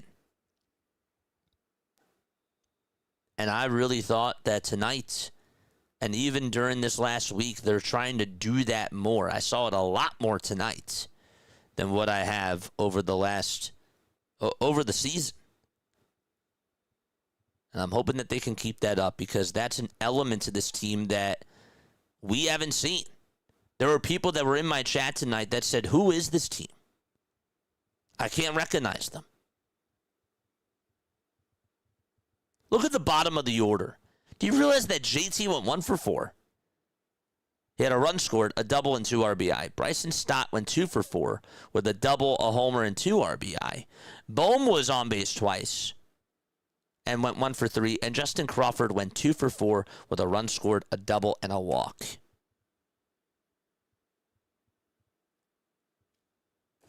It's good stuff. It's good stuff. And now we're starting to click. There's no power outage.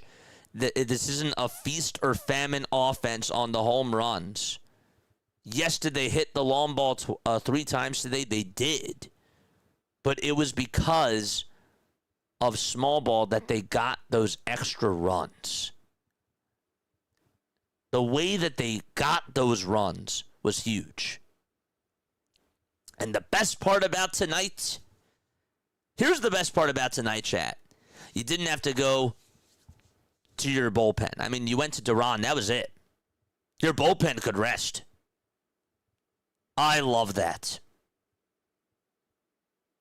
Part of the other problem about this bullpen is that when your starters aren't going deep and they're only going 3 to 4 innings, your bullpen has to be used more.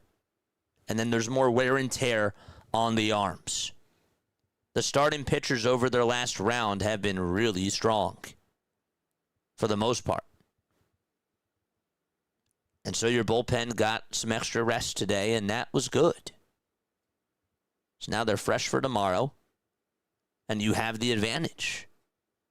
You have the advantage in the series because of that. With that, that's going to wrap it up for the phone calls from me tonight. I want to thank you all so much for being on here. We'll read a couple of messages, just a couple of messages, and then we're going to sign off because we got more baseball that we're going to do at around 10:45. All right. Salute to Thompson, the cool parent who let the kids party and stay up late as the Rockaways. That's funny. Most times one of our pitchers shake JT off, it results in a base hit or more. It's true. That's such a good point. That is such a good point, Haley. If they disagree with a pitch, that's something that we don't even talk about much, and you're so right about that.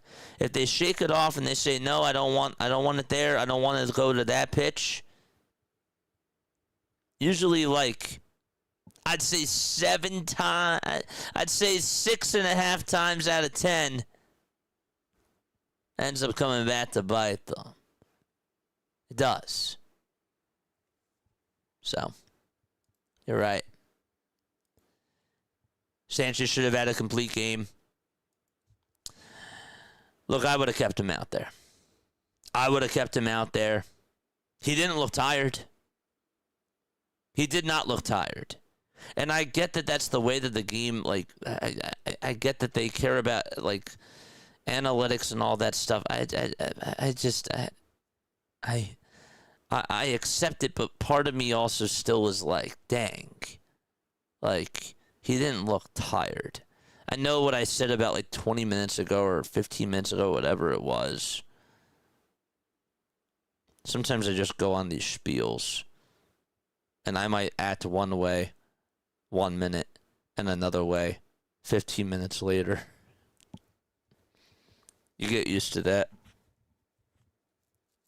But sometimes I have to let things marinate, you know?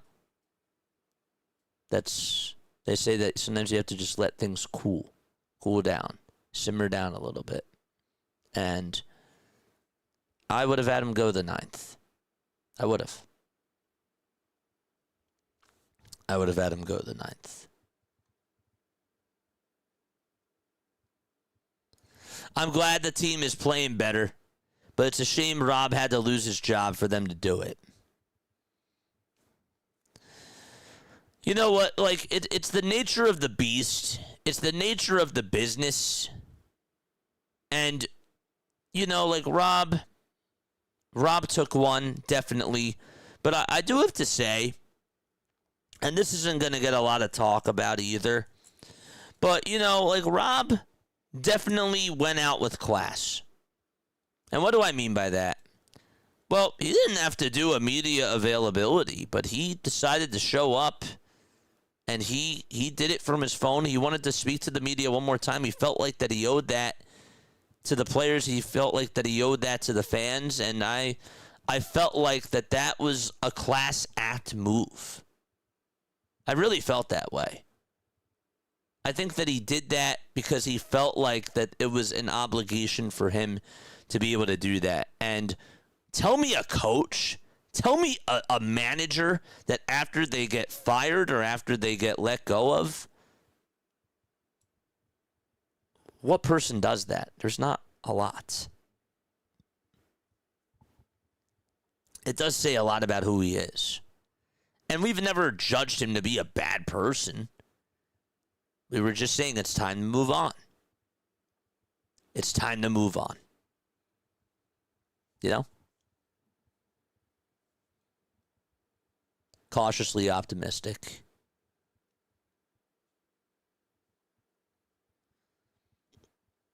I heard so many hypothetical trades for Harper on sports radio. Ridiculous. Oh, and I know those airways that you're talking about. Absolutely. You know? That's just who Topper is. I like and respect him a lot. No, you're definitely right. Duran didn't have a rehab assignment, so maybe that was tonight.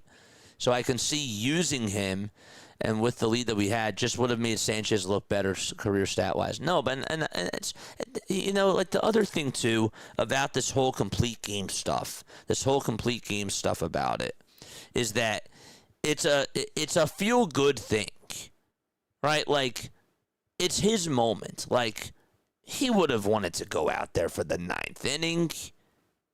He would have wanted to do it, and I think that, yes, he was fired up, but I feel like that would have even boosted his confidence more, and that would have brought extra mojo to the team.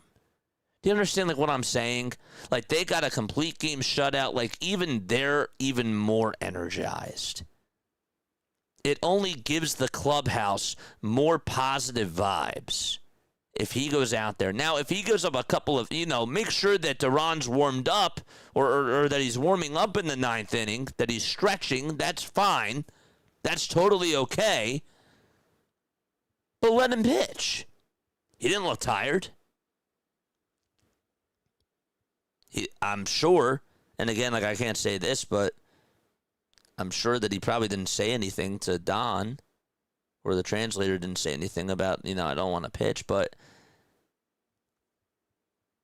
that brings extra positive vibes to a team who needs that. That's all I'm saying. All right, that is going to wrap it up for me. Okay, I am going to be back on in about less than a half hour. Okay, I got to get ready for this next stream, but I will be back on then. I love you all very, very much. Lila Tov, have yourself a great rest of your night, and I will catch you all on the next one. Peace out.